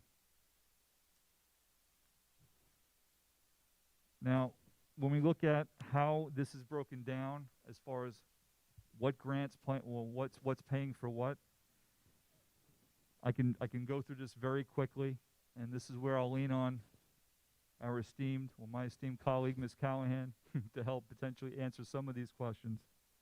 But with the summer program for this year and for next year, it's coming from the CRRSA money, the 1.5 million for the next 2 years. When we talk about school staffing, for 2021-22, we're looking at 8 full-time, well, FTEs. That would be 2 social workers, 1 E&L teacher, 1 guidance counselor, and then, of course, the 4 AIS teachers. And you know what? I think I skipped over the AIS teachers. My apologies. Again, that was another thing that was asked for, especially, I know Larry was asking for this, especially what's happened this year. You know, we moved AIS teachers because we were constricted in many ways as far as how we operated school. We're going back to the way it was before, but now we're adding 4 more AIS teachers for extra supports for our kids. So with that, it's added into this particular fund here for next year. And then we look at 2022-23, again, we're looking at 3 FTEs, 2 social workers, 1 E&L worker. And then, of course, there's supervision for the summer programs. So we have some administrators, we have some other staff members who will be overseeing these programs over the summer. And then, of course, we need materials and supplies. So when you see the $60,000 over 2 years, that's where that comes from. When we look at the American Rescue Plan money and the $3.5 million, how that's being spent, actually, I think as Mr. Wolf pointed out before, we have translation headpieces, but we don't have enough. We don't have enough throughout the district. So we want to make sure that we have sets within not only each building in district office, but we have extra ones just in case. So we're going to buy more headsets and translation pieces, and I'm very excited about that. Also, as the board knows, because it wouldn't be a meeting without talking about construction at some point, with the daily construction, we know there was a tipping point as far as how much the expenditure has grown over the past couple of years. We're looking to fill that void with taking some of this money, $600,000, and plugging that in, which is good because it's a one-time expenditure, and it certainly helps the cause as far as what we're doing with pre-K construction at Daly. And again, when you look at our inclusion program at the elementary level, we're looking at phasing in grades 2, 3, and 4 this year. That's coming up, which costs roughly $420,000. When you look at the next year, and then we phase in kindergarten, 1st, and 5th grade, that will grow to $945,000. That's for all 6 grades. And I know the question the board's thinking is, what about the 3rd year? How are we going to pay for that for the 3rd year? I don't really have any intention of adding things and then removing them. That would be terrible, right? But there are opportunities for us to amend if we have to amend. We can shift gears if we need to shift gears with certain things. But one fact is, after 2 years for our inclusion program at the elementary school, we will have to work backwards from year 3 and then pre-plan how we intend to fund that for the 3rd year. And with our new business official, assistant superintendent coming in, we will work with her, certainly work with Ms. Mack to make sure that we do that. And by the way, and this is not why we're doing it, but if we do bring some of our students back from out of district, that'll offset some of the costs. And I believe there will be other things that Dr. Allen and I will be looking at to have a full report for the board to consider. So I know that's definitely something you're thinking about. And then feedback, because the monies that come our way, we are required to ask for community thoughts.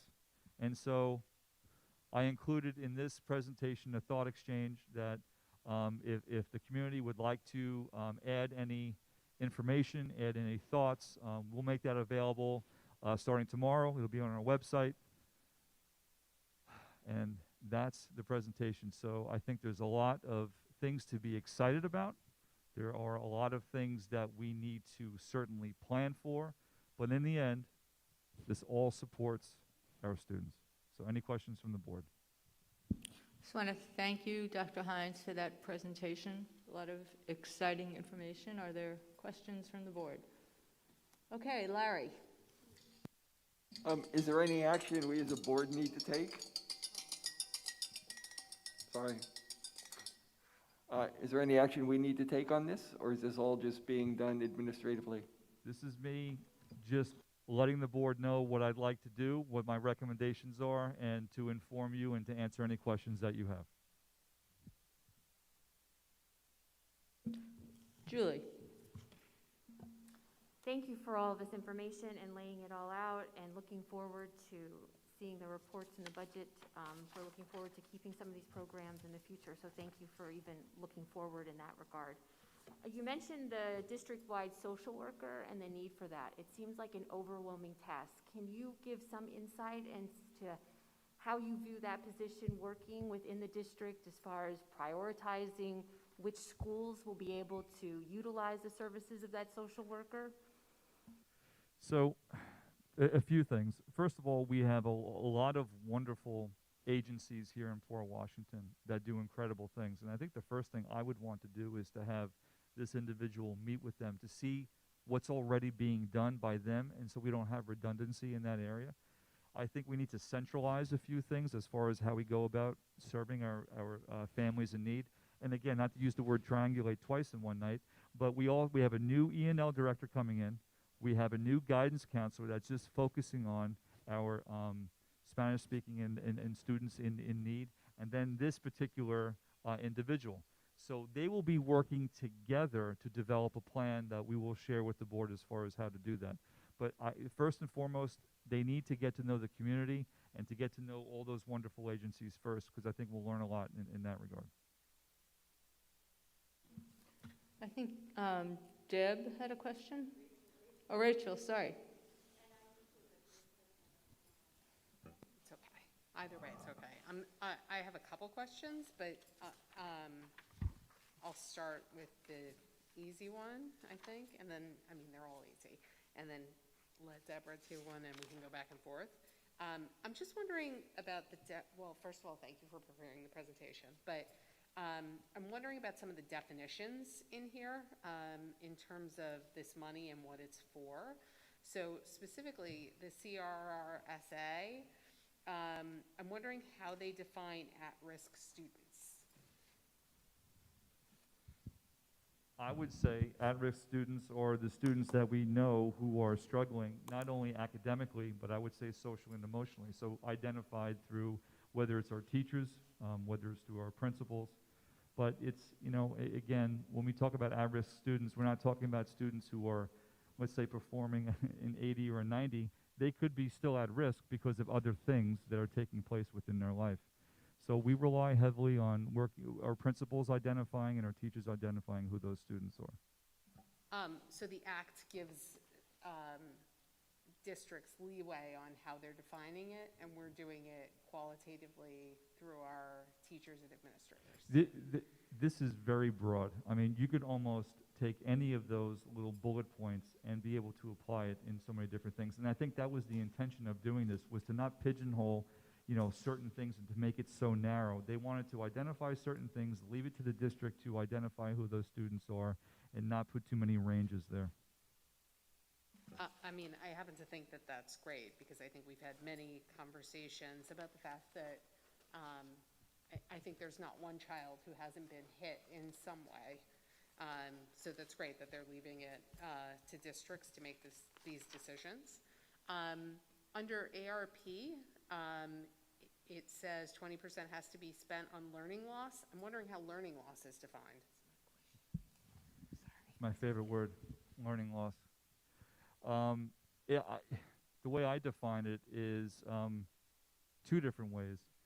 I think it's safe to say that most students have lost something this year, but I also think they've gained other things, right? So if we talk about identifying what that loss is, I think that loss can be in content areas, but it could also, like I said before, be loss in other areas that maybe they didn't have the ability to do because of certain things that took place.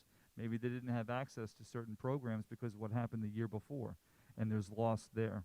So again, I think the learning loss, if we're looking at students who are already struggling, they're probably struggling a little bit more in some areas.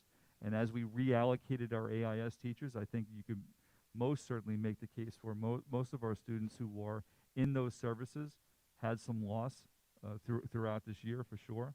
And so when we look at increasing the amount of AIS teachers, that helps support those particular students who may have lost. And I would say our E&L students, you know, those maybe we didn't get in touch with as soon as we tried to. There was certain loss there when it came to either some of the computer equipment, and they didn't have access to what was taking place throughout the year from March until June. We had some families that were really struggling. So I think there's a lot of different ways we can identify loss. But for us, I think the way we are identifying right now is something that they would approve, and that's probably the most important thing.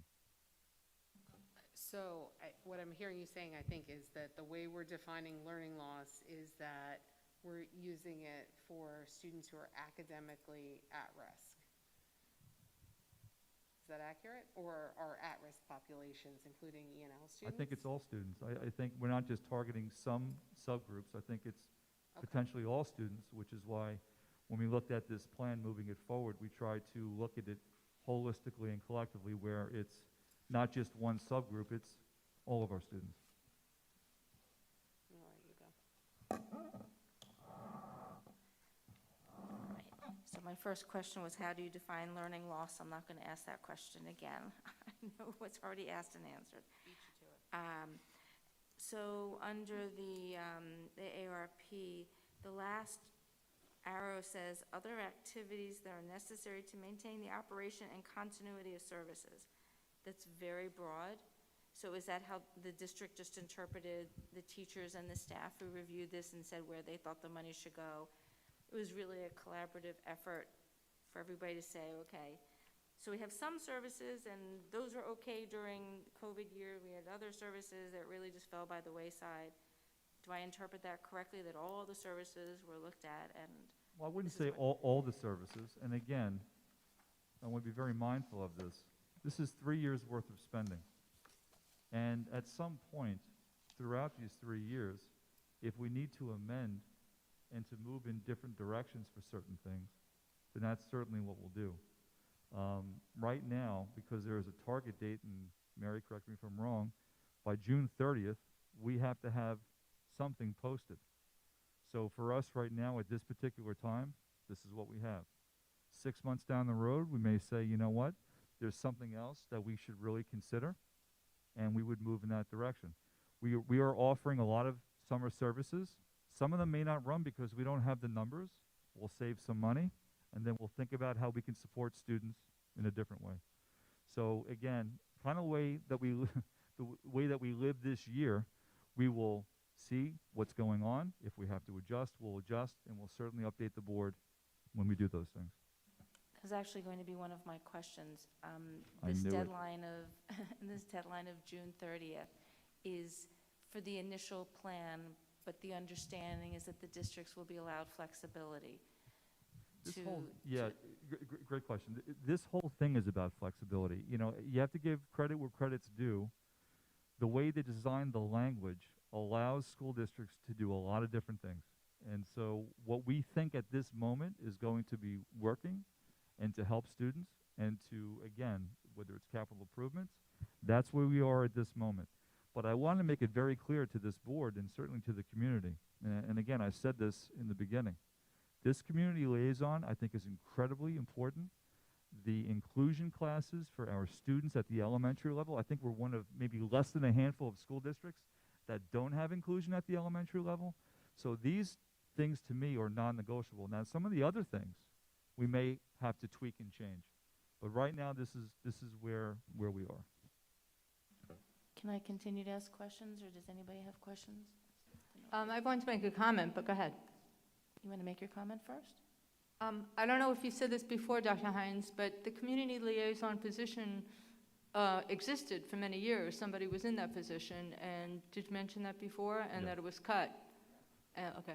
Yep. And many people have spoken up over the last, 8 years maybe, and said, when are we getting a person back? Because there really was a strong feeling of loss and need for someone in that capacity. Agreed. And like every position that I'm recommending to move forward, we will assess at the end of each year to see how they're doing, to see if they need either other supports or other things to make them successful. So again, we're not just hiring and going, hey, good luck, thank you, and let's see how it goes. This is something that was well thought out. Again, between the cabinet, between our administrators, we feel very good about what we are proposing right now, not just from a summer school perspective, but again, from the people looking to add for supports. Hey, Deb, I think you Thanks. still, Yeah. yes. So then, under the summer school programs, I actually wrote down, have parents already been notified? And then you answered that question for me. So I appreciate the fact you were very proactive and doing what I would call due diligence to see if there was actually interest in the community for that. I don't know how happy the kids will be to go to school over the summer, but I'm glad that the district is offering that opportunity, and if the parents want to take the district up on it, that's their choice, right? I wanted to thank you for including the bilingual student support counselor. I know that was from your 2019 plan, and also for the special ed teachers. So are you able to say right now which schools that would involve in terms of each grade level? And also, so I'll let you answer that first. Sure. I know Dr. Allen's been working with Ms. Sheehan at Sousa to see, actually to make it work within that particular building. So we can provide the board with an update as far as what that looks like over the summer and how we will move that forward, but we're looking at Sousa for right now. And I wanted to let the community know, when you talk about the out-of-district kids, bringing them home, this is something I know in particular Larry has talked about over the years, but it costs the district a pretty penny to place kids out of district. I think a lot of people don't realize that a significant amount of money goes to another school district. The Port Washington pays another school district, and if there was a way to bring that money or keep that money in the district, I know you will try to find that way, so I appreciate the attempt. I'll stop now. I have more questions, but Rachel, did you have more questions? You do. I don't mind if you keep going, though. Okay, Rachel said I'll keep going, so I will. So what happens to the self-contained teachers? I know at Daly there are 3 self-contained, three, I lose track, either 3 or 2, and then for K through, I think is it 3 through 5, but in K through 2 are in Guggenheim. So what will happen to those teachers? Will they stay because this is just kind of a piloting thing for now? They're staying put, correct. Okay, and then is this money, is it use it or lose it? After 3 years, my After 3 understanding years. is yes. Okay, good, so we can try to whittle it down to 0 as close to. Oh, we will, Okay, for good. sure. All right, thank you. Go ahead. Deb reminded me, Dr. Allen and yourself presented very nicely, potentially at a curriculum committee meeting a couple years ago, of when you first came on board, this presentation about the ICT program, which was incredibly thorough, and I'm assuming this is the same proposition that you're bringing forth to the board, as I remember it. Could you please provide that presentation? Dr. Allen, I'm looking at you, but I don't know if you have it still. You're very good and resourceful. Maybe we can find that and just to refresh the board's memory, because it was incredibly thorough and answers a lot of these questions, and will help the board, I think, also. Yeah, Thank we you. can resurrect that. Thank you. Good idea, Julie. That is a Thank good you. idea. It should be available on our website already, but, you know, it would be easier if only one of us dug for it and found it. It's a good idea. Good idea. So I have a couple of concerns that I wanted to raise. The first is the money after this money runs out. I'm looking and I'm parsing the money that's going, obviously the things that are going for capital improvements or physical things like headpieces, right? It's a one-time expense and we're done. But when we're hiring people, you said our goal is to keep them. We don't want to give the children something and then take it back. And I'm looking and I see it looks like about $1 million for the ICT classrooms once we're up and running.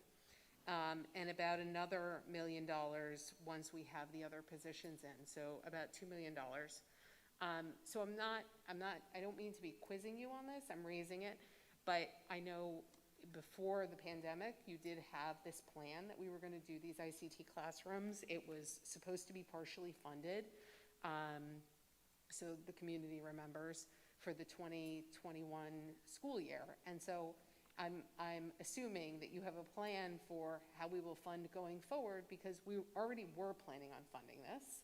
I also think, you know, the good thing when somebody leaves the board is we could start naming things after them. So I'm gonna start saying that I ascribe to the Larry Greenstein philosophy of board functioning, where you should tell us what the community needs and what our students need, and we should figure out how to fund it.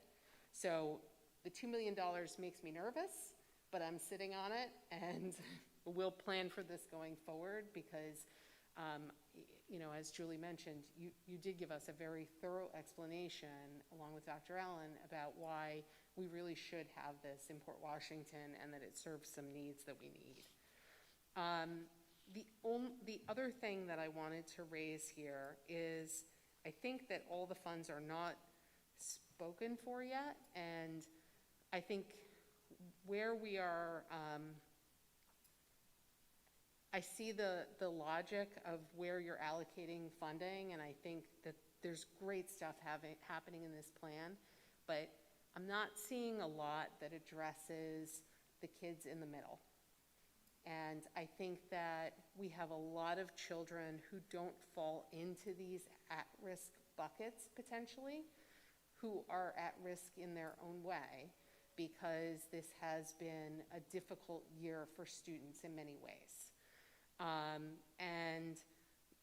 So I just want to throw that thought out there, that I'd love to see some thinking about how we can make the curriculum more robust for the kids in the middle, and frankly, for the high end too, because they all have done things a little bit differently this year. I think I would be remiss if I didn't add the caveat that I think amazing things happened in our classrooms this year anyway. And it's fitting as we hit the last meeting of the year to highlight that as well. I think things looked different, but I think that our teachers still accomplished educating our students and doing really special things in our classrooms. I think, though, those two facts can coexist, right? We can have had this be a very difficult time for our students and still had, you know, magical things happen in our classrooms as well. So I'd love to see, as the plans continue, something that addresses those students as well. So if I can comment, and those are very astute observations. I'm looking at, and I need to speak to our principals more, the timing of my speaking to them, though, I'm trying to stay away from right now, because end of the year activities and to let them replenish themselves. But I want to see before and after school clubs for our students at all levels. So this is something we will look at, we will discuss, we will unpack, and we'll move forward. So that's why not all the money is spent, and I want to give some real clear thought to what that would look like, and to actualize and make that actionable. That's great. I'm happy to hear it, especially because I know you do have an educational philosophy that could be expensive for us to roll out, right? But if it's necessary changes, I'd love to see us start making them. If you can indulge me for one other moment, I just want to highlight that in here, I'm very pleased to see the summer music program added, and that the district will be taking over that expense. I think it's a brilliant program. It's for all students, anybody who wants to take it, and they really make music a wonderful summer experience for those students. Our creative arts department should be lauded at every opportunity, and I think that this is another wonderful program from them, and I want to thank Hearts for funding it to date, which made it possible for it to happen, and for us to be in the position for the district to say, this is great and we want to take it over.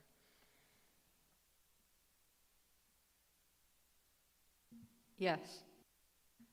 So I just want to thank you for putting this together, and I recognize that this is something that the board doesn't approve, being that this is the federal dollars that were given, and we do need to post it to get access to it and get the ball rolling. So I thank you for that, and I thank you for the thought. I just want to remind us as a board that this is a big monetary expenditure with regards to staffing and programming, and so when we're asking for, I think we should be looking down the line after we at least have 1 year of this programming to ask for the data and to basically, how did we do? What was the participation?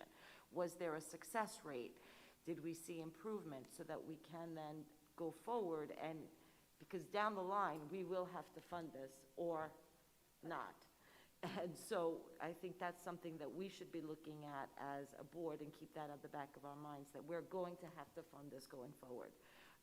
And so and you have told us why you think we need it. So we're gonna have to do some planning on our end.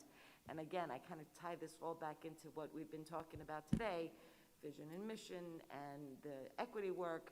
This now ties into it that we are starting some of the process. We are going to have to be committed to continue this process going forward if our strategic plan kind of ties in with it. So I think we all have to keep that in mind.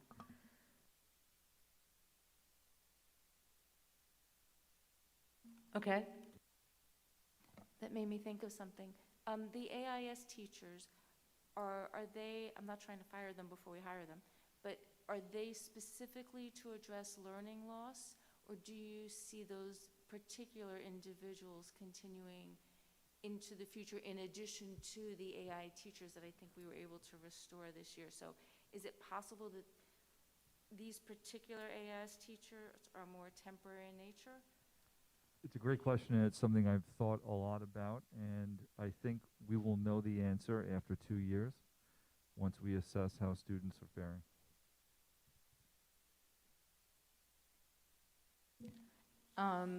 If there are no more comments or questions, we could move on to the fourth and final discussion item for the evening, and that is the reopening.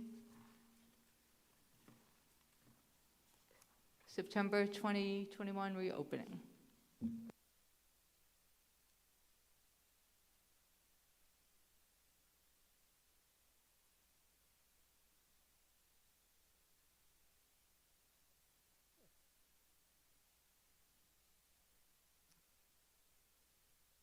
Good evening. The goal of our presentation this evening is to inform the Board of Education and the public about the steps the district has taken and is taking to prepare for the reopening of school this coming September. So Dr. Allen and I will be walking you through 6 slides this evening and then taking some questions. So this first slide is, for many of you who attend these meetings regularly, is really a review. You've seen this image before. The reopening committee was formed this past summer to engage multiple constituent groups in the process of returning students and staff to our schools after they were closed in March of 2020. So the reopening committee has been meeting every Tuesday since we were formed at that time. The district-wide committee is made up of a broad group of constituents throughout the community. And if you can't read those names, which from this perspective looks a little challenging, I'll read them for you.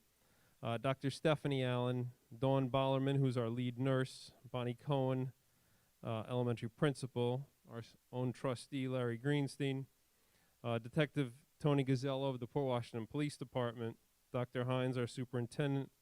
One of our local pediatricians was on the committee as well, Dr. Jackman, Beth Javelin, middle school principal, parent representative of Parent Council, Adrian Kane, Ryan Maloney, our director of technology, Regina McLean, and Jean Zay, representing the teachers of the district, Dr. Pernick, our high school principal, Jim Restano, who oversees buildings and grounds.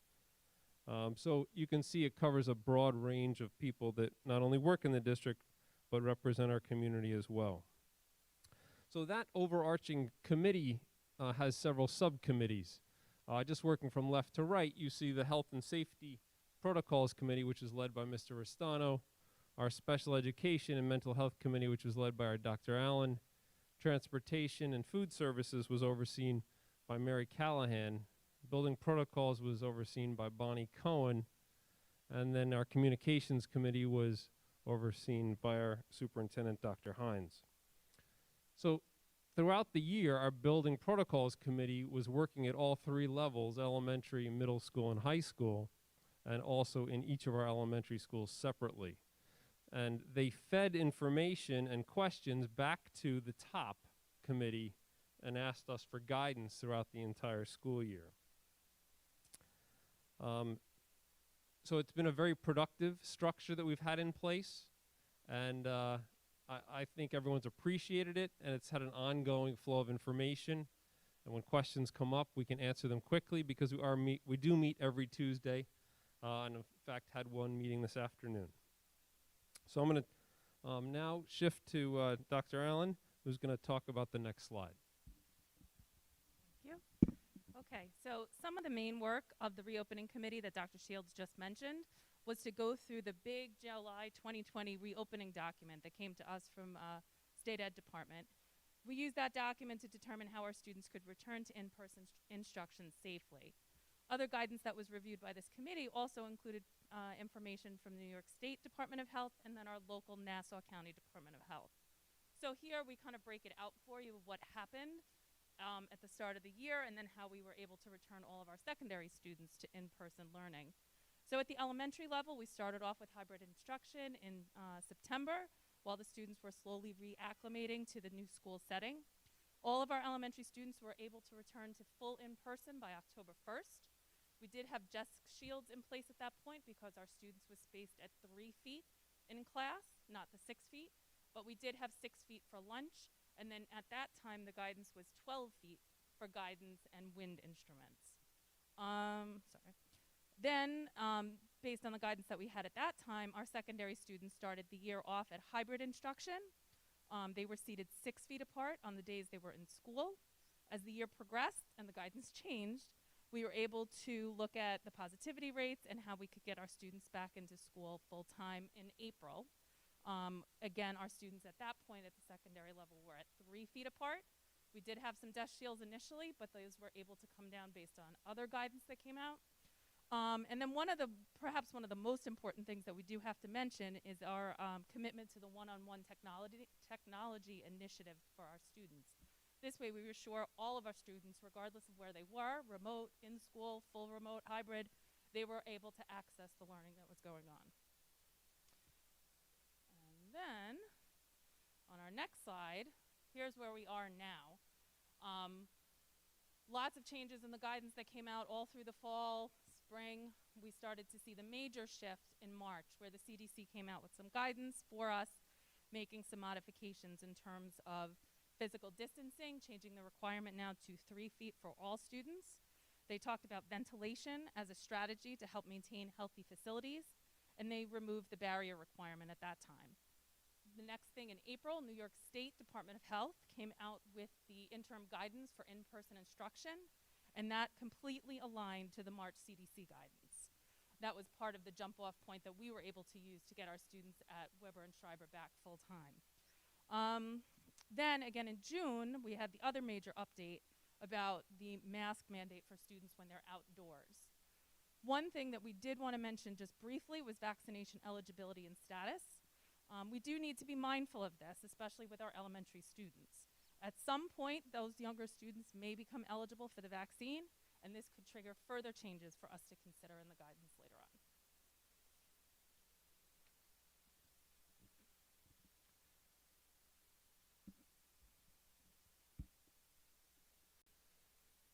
So we wanted to try and provide a little picture for you of what we expect for this coming September. Our goal is to open our schools as normal as possible with the expectation to returning to pre-pandemic conditions in as many ways as we can. In-person learning for all students is at the core of this vision. We understand that we may have a small number of medically fragile students that may need some form of accommodation. And Dr. Allen's office will look at those cases as they arise. We expect classroom layouts, libraries, and materials to return to pre-pandemic arrangements and access for children. This includes students being able to take out books from their school libraries. The HEPA filters and hand washing stations that were purchased during the pandemic will continue to be in place and used throughout our schools.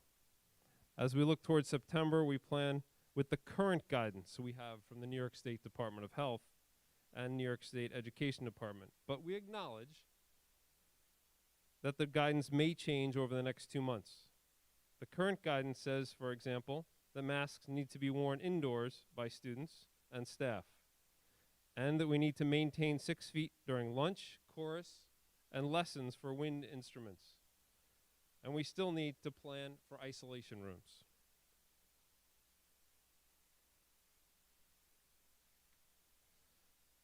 So action steps. We began preparing for September earlier this year through the budget process, and we've been making sure our schools are staffed for the full return of all of our students. Furniture is in the process of being returned to the schools from storage. Our superintendent and school board are advocating for clear and early release of requirements from the governor's office and the Department of Health. As we receive further guidance, we will fine-tune our protocols. And finally, the district will continue to communicate with the community over the summer. I'd like to thank all the members of these committees that have volunteered endless amounts of time. And at this time, we will take any questions. I'll go first. Thank you. Thank you. I have a question. Will the reopening committee that has been meeting throughout the year, will they continue to be? I know it was part of the reopening guidelines for 2020. Will we continue to have this reopening committee meet? Is it in the plans? Are you thinking? I mean, may not know the answer. Of course. So it's interesting you ask that because we met today in the last week of school.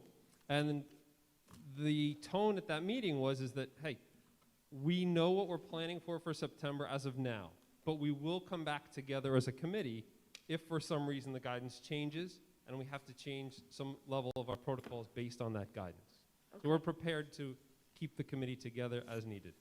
Okay, and I was planning on doing this as part of the legislative task force update, that since we're talking about the efforts that the Board of Education is doing.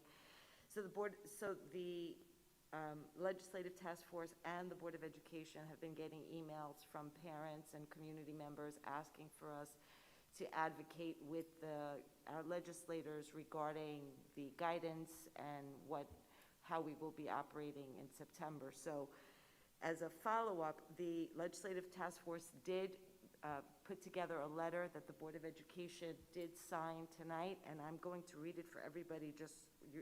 You all signed it, but I'm going to read it for you.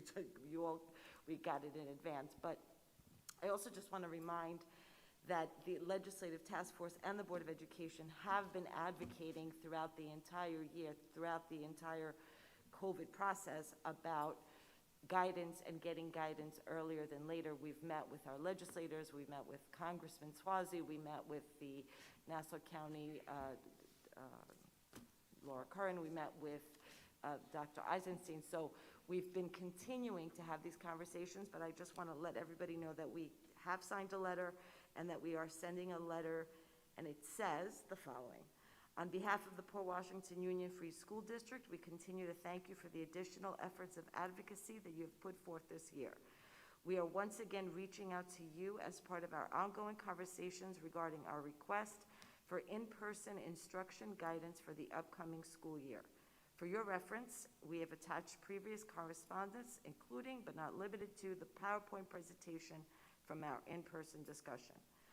The 2020-21 school year was a time of pivoting and flexibility, and while we understand there are a variety of factors to balance when issuing guidance, we ask that you provide timely guidance on the operation of in-person instruction for the upcoming 21-22 school year. School districts, families, and students have had to endure a game of whiplash over the past year, and with the combination of the infection rate below 1% and the increased number of vaccinated individuals, we implore you to please issue guidance well in advance of the September start date in order to allow districts to plan with ample notice. With the most recent guidance on June 9th provided while the most recent guidance on June 9th provided clarity on mask wearing outdoors, it went no further to update school districts on the necessary requirements for the upcoming 21-22 school year. Therefore, we request once again that you provide the following: clear guidance for the 21-22 school year in order to allow our school district to plan accordingly in advance of September, and present all guidance in harmony between the New York Department of Health, New York State Education Department, and local departments of health.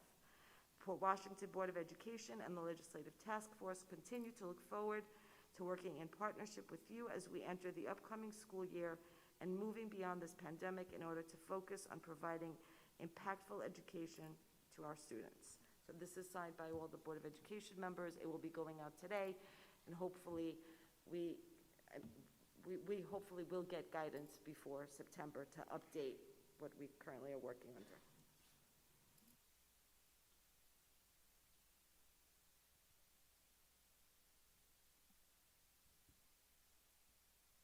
Yeah, Deborah. Sorry, I was just looking at a incoming email from a community member. I know I've said this in the past, and I'll say it again, especially that we're at the end of the school year. I thank you, everybody. I know many people worked very, very, very hard to get this district open safely in September and also October. I want the community to be mindful of the fact that many of our staff members were one-arm paper hangers. I don't even, maybe no-arm paper hangers, trying to do things like get HEPA air purifiers when everybody in the country was trying to do that.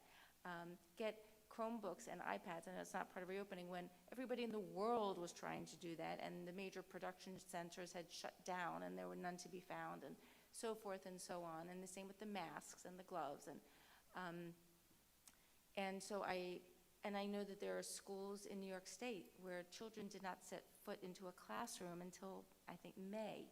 And in parts of the country, weren't in the classroom at all. So I'm very appreciative as a parent and as a board member for everything that everybody in this district has done. And I just wanted to be sure that I said it again in the closing. I know we are at the mercy of the governor, and dare I say, maybe he is at the mercy of the CDC for when we can no longer wear masks in the buildings. I know that the kids who have been vaccinated are now no longer subject to quarantine. But the kids who have not been vaccinated, well, not now anymore, but I don't know if that will change in September. If it doesn't change in September, if children 12 years old and under, or 12 or whatever, we still have kids who are not vaccinated, still have to be subject to quarantine in the schools if there's a positive case. How will that be handled? And maybe it's not part of the reopening committee, but if those kids are now out of school for 10 days, 7 days, do we have a plan in effect in the classrooms for how they will continue on with their studies when they're forced by state law or state guidance, whatever, to be home? Or is that a question to be answered in September? Yeah, let me take a stab at that. You know, clearly this is something that we are thinking about. I think we'll have a better answer, I would say early summer, maybe even midsummer, as far as what we're going to do. But as Dr. Shields and Dr. Allen said before, our intention is to have as many of our kids back physically in school. That is at the core of everything that we're doing, and to make sure that it's as safe as it can, and it should be, for our staff and for our students. So we'll have more information, I would say, by the middle of summer to help you. Are there other questions? Okay, thank you so much for that presentation and for the work you are doing.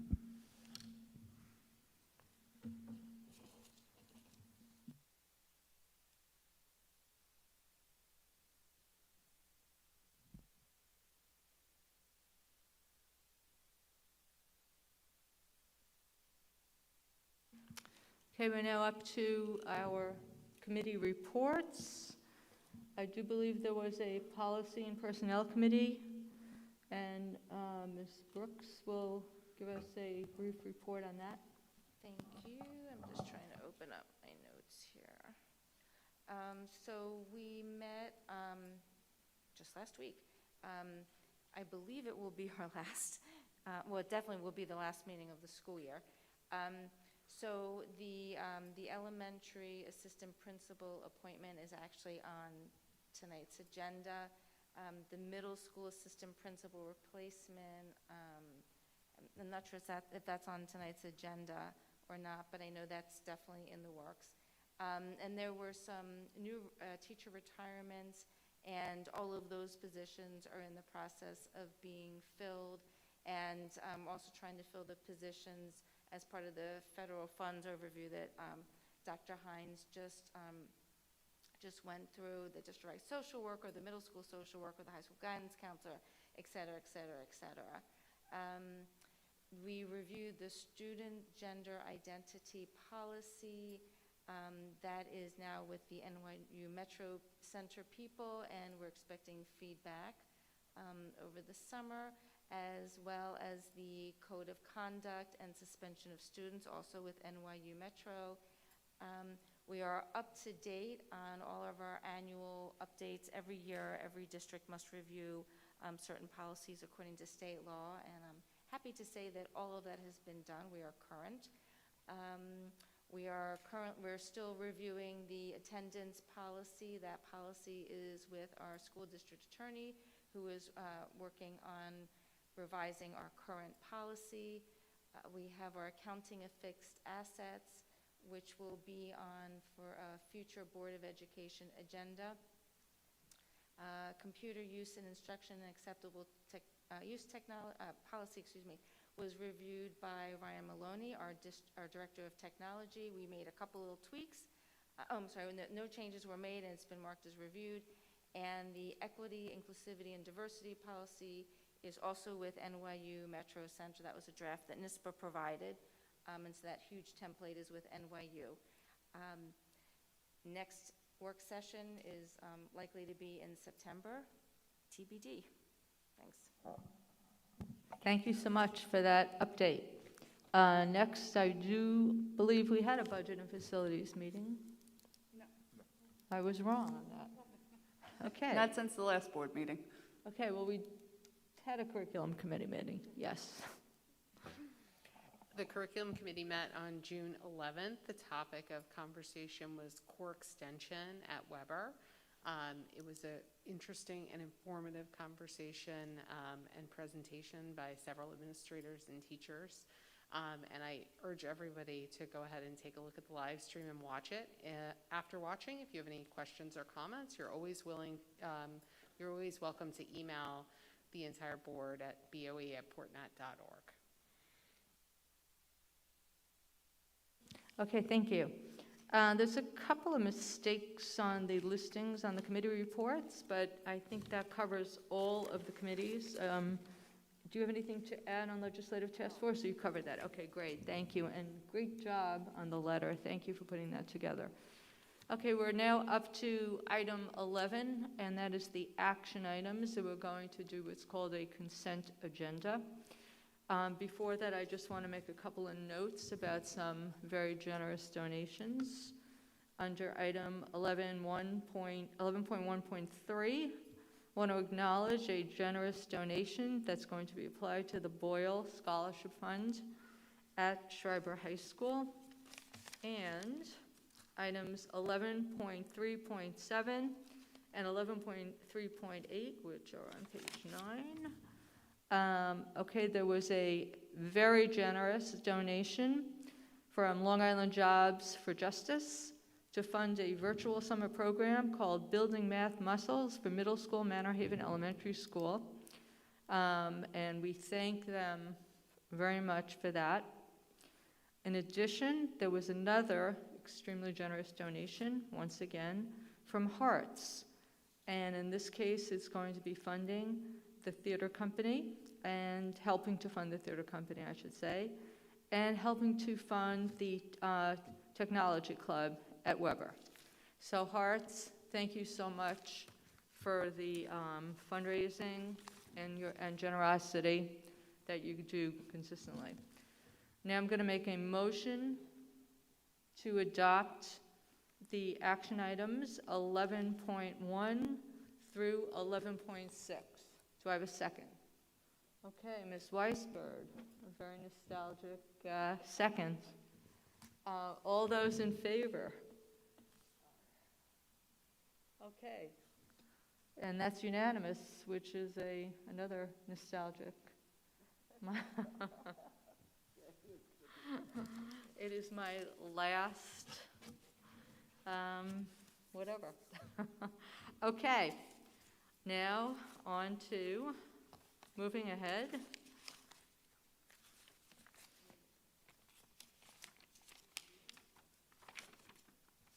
Okay, we don't have any policies to discuss tonight. Is there any old business?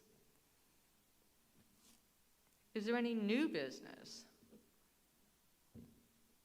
No. Okay. Now here is the opportunity, a second opportunity for the community to be heard. We do have a couple of emails came in. One from, well, we didn't announce that we wanted, that's the problem. Oh, we didn't miss one last time. We should go to the live comments first. Oh, I was going to do these first, just because, okay, whatever. Go ahead, no, please, Mr. Geisler.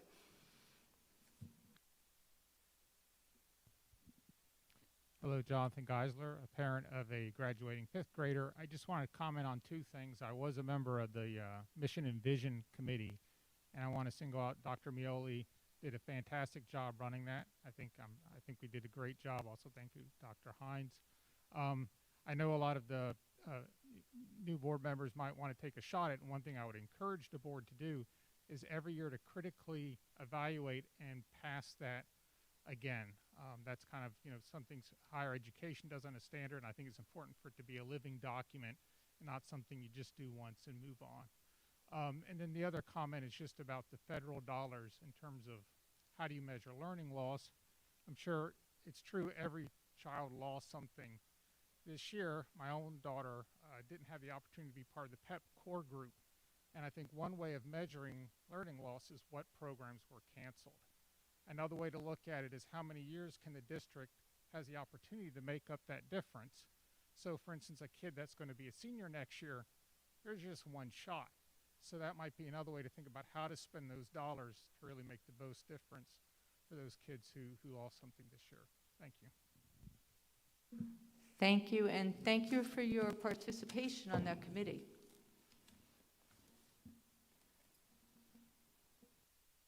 Hello, I'm Adam Block. So I'm going to talk about something different this time. I want to ask, I know that I will not get questions answered, but there are a series of questions about reopening that I have that I don't feel were answered in the presentation. The presentation, the first 2 or 3 slides was stuff that already happened, and there were only 1 or 2 slides of new material, and they were not at the level of detail that I'd be looking for. So I'm going to list to you 7 or 8 questions that I would like to see answered. And while I understand that they won't be answered today, in the future, I'm hopeful that they'll be answered. So here's question number 1. In September, will there be quarantining, or there will be changes to classrooms when a kid has COVID? Number 2, is Weber going to have sports? Are sports going to be much more normalized? I know there were lots of different rules for Schreiber sports and seating and things like that. Are those going to be normalized for September? Number 3, are there going to be in-person after-school activities? I know the things like, Science Olympiad, which I'm ashamed to say I was on in high school, all those activities didn't happen. Will there be changes to seating, things in the elementary school? I know the younger kids are usually sat in pods, and then they were put into like rows. Are those going to be coming back to normal? Number 5, are there going to be changes back to the old departure protocols? So my kids are not allowed to walk home by themselves right now, but they were 2 years ago, so will they be allowed to walk home by themselves? And then to get to some of the more complicated questions, will vaccinated teachers be required to wear masks while teaching at their discretion? And then I think people that follow the data on this see that there is a seasonality to COVID-19. which means that while we are seeing a low number right now, there's a chance that there will be an upswing of it come the winter months. And so what are the protocols that we're going to have in place to basically change back if things get a lot worse very quickly come December? We're all hopeful that they're not, but we have to be prepared for the worst. So those are a few of the questions that I have, and I hope you will think about them. Thank you. Thank you, Dr. Block. Are there any other questions? Comments? We only want comments.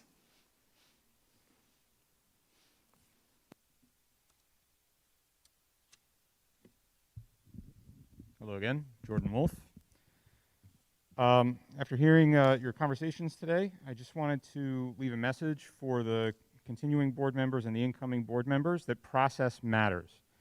What we've seen today is that comments are a part where you all get to have us comment and not have to respond. It's been happening for a year, it's been happening longer through emails and things of that nature. After not being able to have our comments addressed, the board says that we can't ask questions and get them answered. Then they make a vote, and then after we're powerless to do anything from that vote, we come up here and make more comments. It feels like shouting into the wind.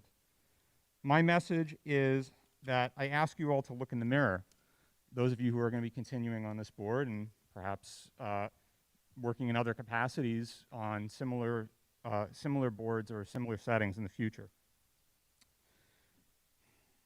If the system of collaboration and consensus that you're showing us is the one that you would rather not be on, my side of, where I feel powerless, then I think that you might understand the powerlessness that those of us in the community feel when we deal with the board. I'm a highly educated, privileged white male. How do those with less privilege feel?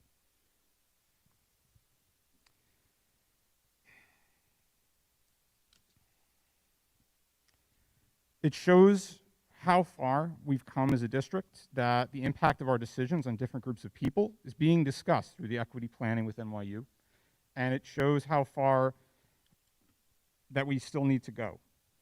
That this board, through its actions and words, disenfranchises and marginalizes its constituents. Bringing to a vote the document tonight for the mission and vision statement, while as good of a product as it may be, doesn't give the community any opportunity to speak. It doesn't give the community opportunity to evaluate. And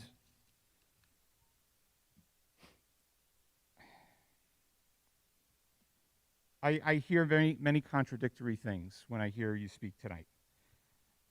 I hear, I'm very sorry. 30 seconds. Thank you. I hear on the one hand that Ms. Epstein said, we need to take the time to look at the data when she discussed the data deep dive that Dr. Hines took with the equity folks from NYU. But then when it comes to taking the time to give the community the chance to evaluate things, it wasn't given, either at this meeting or at the last meeting when a new contract for Dr. Hines was quickly put on the agenda and then approved. 3 minutes. If anyone doesn't want to go after me, I have a little bit more. I can come back up and finish. That's better.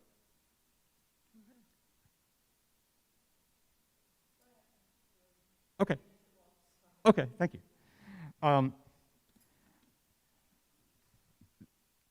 I heard comments about when I heard comments from the president, Ms. Johnson, say we don't respond to comments. I heard Ms. Bays say only nice things, please, when referring to when the board members leave and come back and maybe standing at this podium.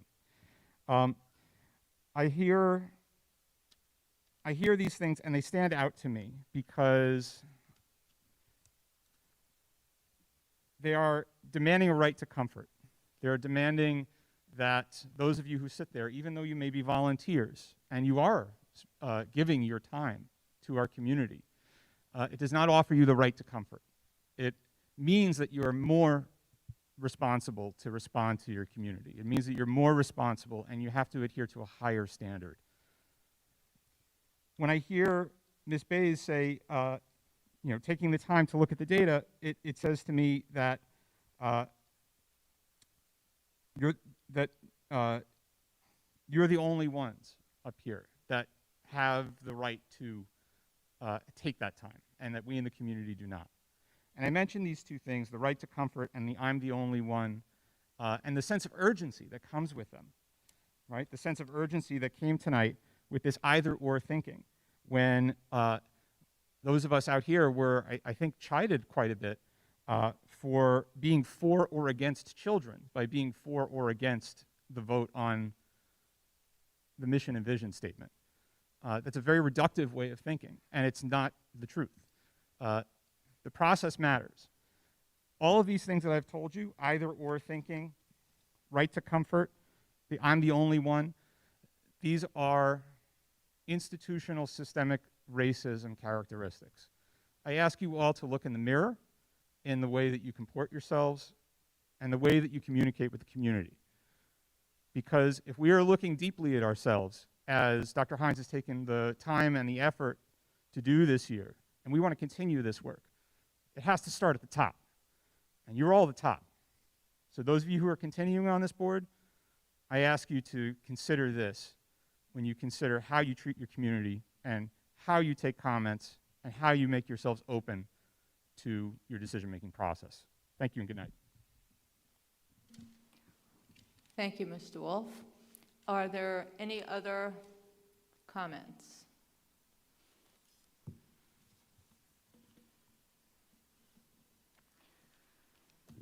Okay, there is one here from Roe Col.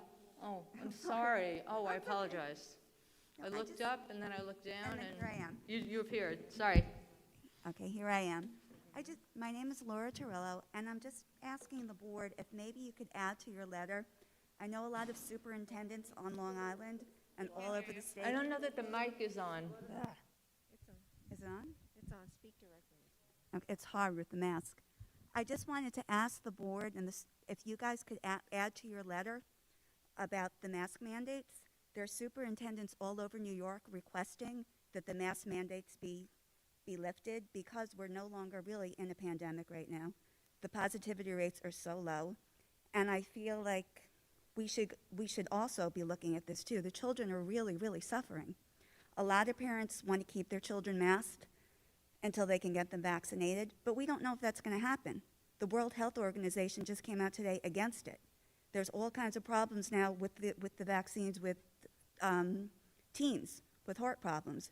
So we may not have that option. I would like the district with that letter to also, request that the mask mandates be lifted, that it goes back to our district, that we can decide what we're going to do and follow suit with a lot of other towns that have been doing this. That's all. I'm not a big speaker, so thank you. Thank you.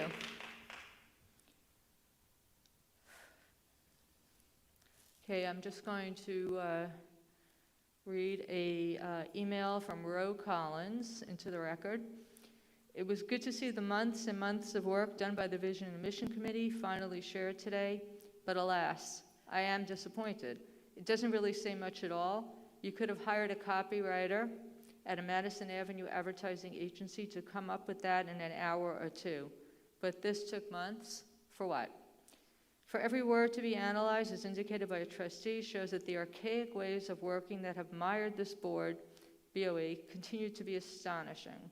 We need real goals here, my friends. Before you have a plan, you need goals. The next step is not a strategic plan. It has to be goals.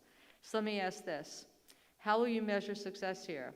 What are the KPIs, not just fluff? Can we put a real tangible plan together that doesn't take a year? Okay, that's one. Okay, from Jean Marie Lavigny writes, I agree with Rachel Gillier. There needs to be help for those students who do not fall into the traditional buckets but are struggling in their own ways. There needs to be a plan and commitment for the 2E or twice exceptional students. These are gifted students who have a learning disability. They count, they matter. There needs to be a shift from looking at grades to determine struggles to looking at individual potential. Every student deserves to be able to reach their own individual potential with complete support from the district and not limited to what the district thinks is adequate performance. Consider each individual whole child beyond the grades. Jean Marie Lavigny.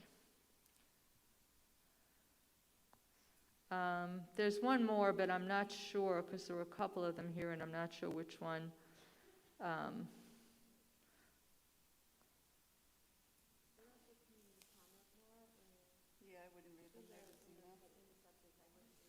Yeah, I don't think that's, yeah, okay.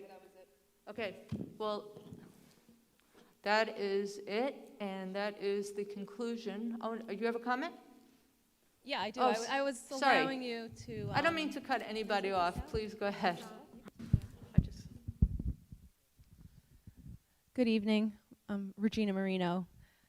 After I spoke at the last board meeting, I was asked by two friends to read their statement for them.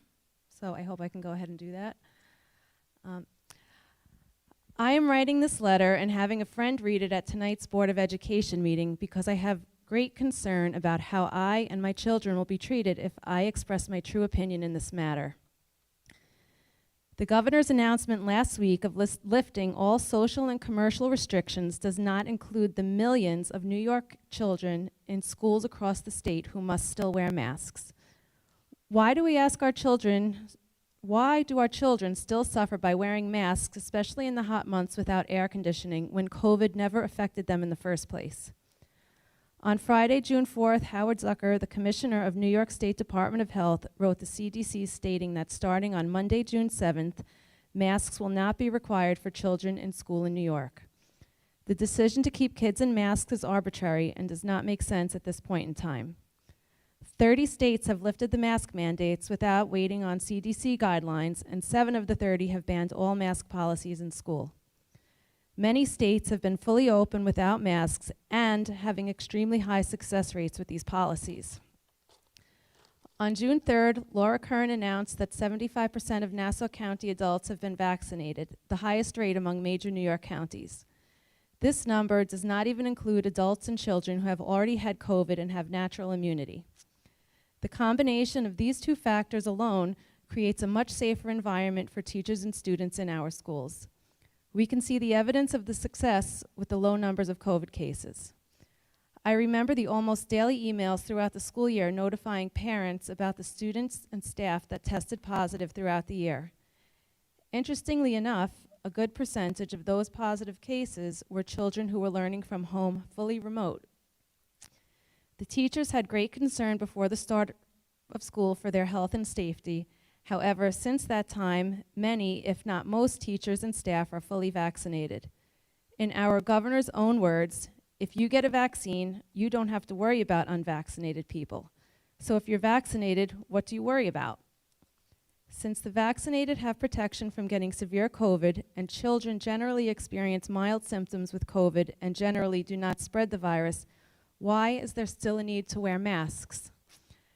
As COVID infections drop to record lows, and with the rapid distribution of vaccines and therapeutics, I urge you to end this harmful practice of chronic mask wearing in school. I make this plea especially for the start of school in September and strongly suggest that the mask mandate is lifted regardless of vaccination status. Thank you. I have another one. Okay, but Someone else can read it. yeah, why don't we let somebody else go? Is there a way we can know who these people are? Yes, in order to read somebody else's letter, unless it's your letter, and we need the identity of both the reader and the writer for the record. This is the one that you're reading. Hi, my name is Susan Brassel. We have all been through a turbulent year, one where extreme and sometimes unpopular decisions were made on our behalf as we faced an unknown virus. We have emerged from the pandemic, and a one-size-fit-all approach is no longer needed. Yet we are continuing to mask our children in school. Although this school year is at its end, there is summer school for many around the corner. The rest of New York State can show their face, show their smile, but somehow not the children. Something does not add up, in my opinion. The other concern is the rush to vaccinate children against a virus that they predominantly recover from on their own, with a vaccine that is only approved for emergency use. In fact, just yesterday, the World Health Organization issued a statement saying that children should not be vaccinated for the moment. There is not yet enough evidence on the use of vaccines against COVID-19 in children to make recommendations for children to be vaccinated against COVID-19. Children and adolescents tend to have milder disease compared to adults. In anticipation of what may be the fall, last week I decided to explore what a cooperative school could offer for my children. I needed to see for myself in case I had no choice but to take them out of the district. Although the directors and tutors seemed like caring individuals who are more than capable, my children would not thrive in that type of environment. In fact, they would perish. My children deserve the whole school experience just like everyone else. They need the music programs, the athletics, the incredible choices in academics offered at Schreiber, in addition to the social opportunities afforded.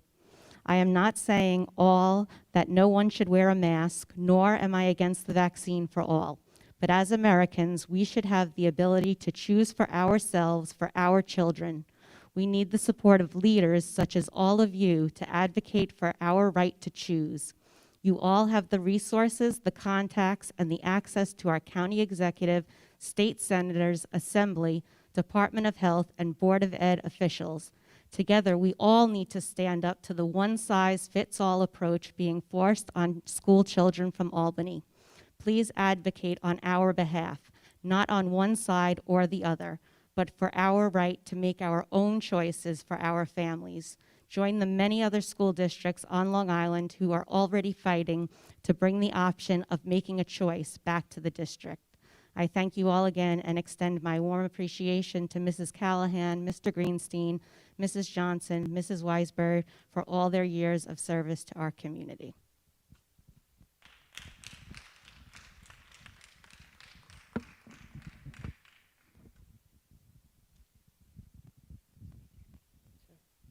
Hi, my name is Melanie Cassins.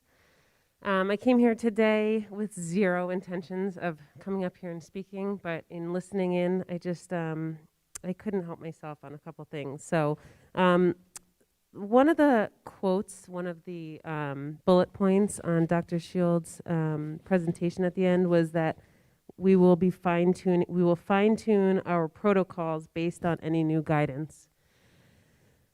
I am very happy that my elementary students were full-time for the majority of this year, so I want to say that as a disclaimer. I have a kindergartner and I have a second grader, so thank you for everything that you've done.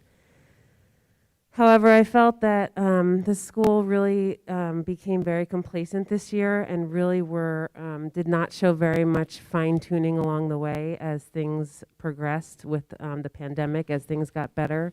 I felt like what was put in place in the beginning really did not progress. So, for example, a couple things that I was jotting down here was that there were no centers for my kindergartner or for any of the first graders. And I felt that along the months of school going on, and once they started realizing we could be a little closer and play together with masks on, they were playing outdoors with masks on top of each other on the playground. I felt centers really should have been brought back. There was no paint in art for an entire year. My kindergartner should have been coming home with stained clothes from all the paint like he did in pre-K. They finally, around February or March, I don't know the exact date, got watercolors. That to me is a problem. Their Valentine's Day was pretty much canceled, even though there was zero proof that COVID could be transferred through Valentine's Day cards. I feel that while simple and, to many of us, to a kindergartner, they got that taken away from them, and that makes me upset. So again, I'm just giving examples of how this year there was no fine tuning in the elementary schools. The library books, I'm happy to hear that they'll be brought back. Like, thank God, why didn't they get brought back sooner? I just will never understand that. And then also one very specific thing, and someone had brought up dismissal. We used to be able to switch our dismissal 30 seconds. based on an email, and now it's only for emergencies. I'm hoping that gets changed. And then one last thing, because I have probably a couple more things, but okay, the one last thing was our 0 parents were allowed in the schools at all. However, a couple days ago, my daughter came home saying that they had a special reader come into their class. And I said, oh, on Zoom, right? No. She came into our class. I said, who was it? The principal? No. It was someone very special. Here, I have a certificate. I open it up, and Laura Curran came into her class. Please, can somebody explain to me why we missed out on an entire year of going into our children's classrooms, yet Laura Curran came in last week, supposedly unmasked. That is, could be hearsay because I did not see any pictures of her unmasked. 3 minutes. And why we missed out on an entire year of going into our children's school and field day outdoors, not even indoors. We couldn't even attend field day last week or 2 weeks ago, yet Laura Curran was in our children's school. Unacceptable. Thank you.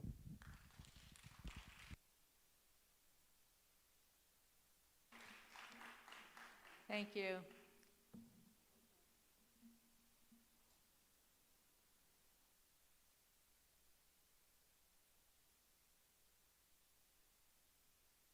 Hi, I'll make this quick. I know it's getting late.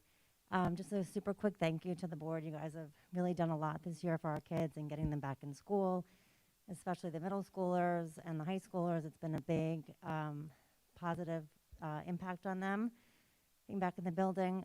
One more thing I would like to just humbly ask the legislative task force to add to the letter that we would like to align the guidelines. We don't want to just ask for guidelines and sort of, quote, pray for guidelines. We want to align them. Right now, we have 2 very different sets of guidelines for 2 exact same populations of kids. Our elementary school kids, all of our kids really, in the building during school need to be masked. And during camp, they do not need to be masked. They are encouraged but not mandated to be masked. And so that was the whole thing with Howard Zucker, and he wrote in and said, we have 2 sets of guidelines for the same population. If I don't hear back from you on Monday, we're aligning our guidelines. And that was a medical doctor writing to a medical doctor. That was a peer-to-peer conversation. And then suddenly on Monday, the governor steps in, the state ed department steps in, and those were politicians. So it's upsetting to parents to see that we have medical doctors, scientists following the science, saying we have 2 different sets of guidelines, please align them, and they're still not aligned. So if you could add to your letter, just ask them to take the DOH guidelines that already exist for camp and just put them in for school. Because the camp guidelines were developed by scientists, by doctors to keep our kids safe. We don't want our camp kids to be unsafe. We're all parents. We want to see our kids safe. We want to make sure that they're safe. We don't want our camp kids to be unsafe. We just want them to have the same standards for September. If they're okay in camp with a recommendation for a mask, they should be okay in school in September with the same guidelines. So I think that is a fine point that I would love to see us make as a Port Washington School District. And I really don't want to be up here talking about masks. I mean, I'm not, for every person you get that wants a mask, you get another person that doesn't want a mask. I would much rather be talking to you guys about your vision mission, about recess and all other things, but this is the reality of where we are. So this is just my, sort of last comment. And again, thank you. Thank you. Just your name, please, for the record. Oh, sorry, Denise Paredes. Thank you.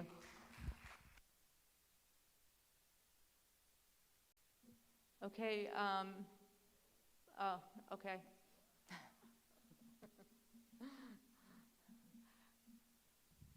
Okay, you got it? Sorry, there's always something I forget. So, Jordan Wolf, one more time.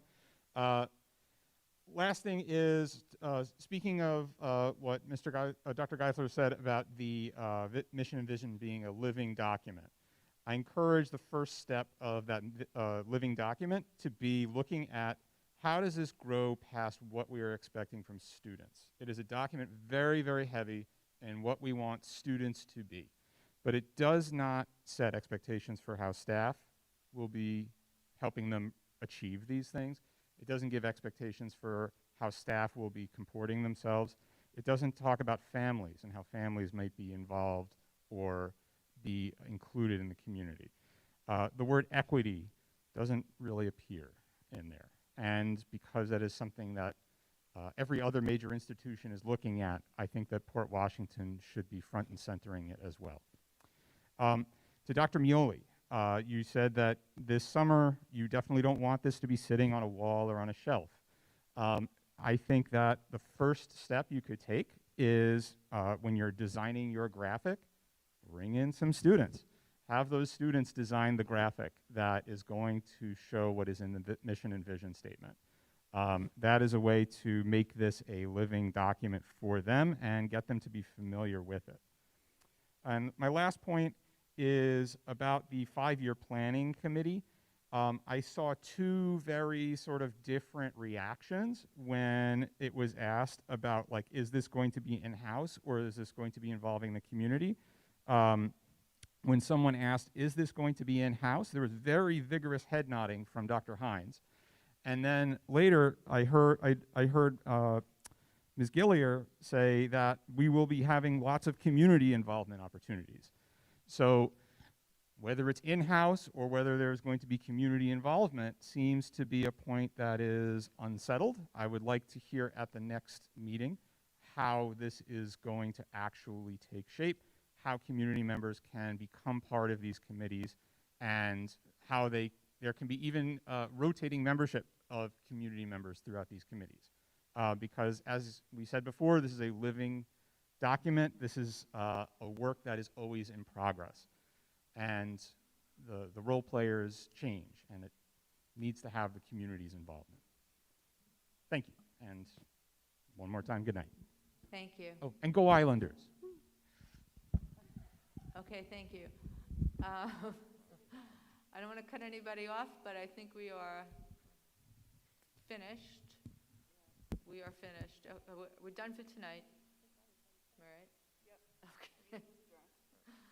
Okay. Okay, the meeting is adjourned. The next meeting will be on July 6th, I believe. Yes. Okay, so thank you, and good night. Safe home.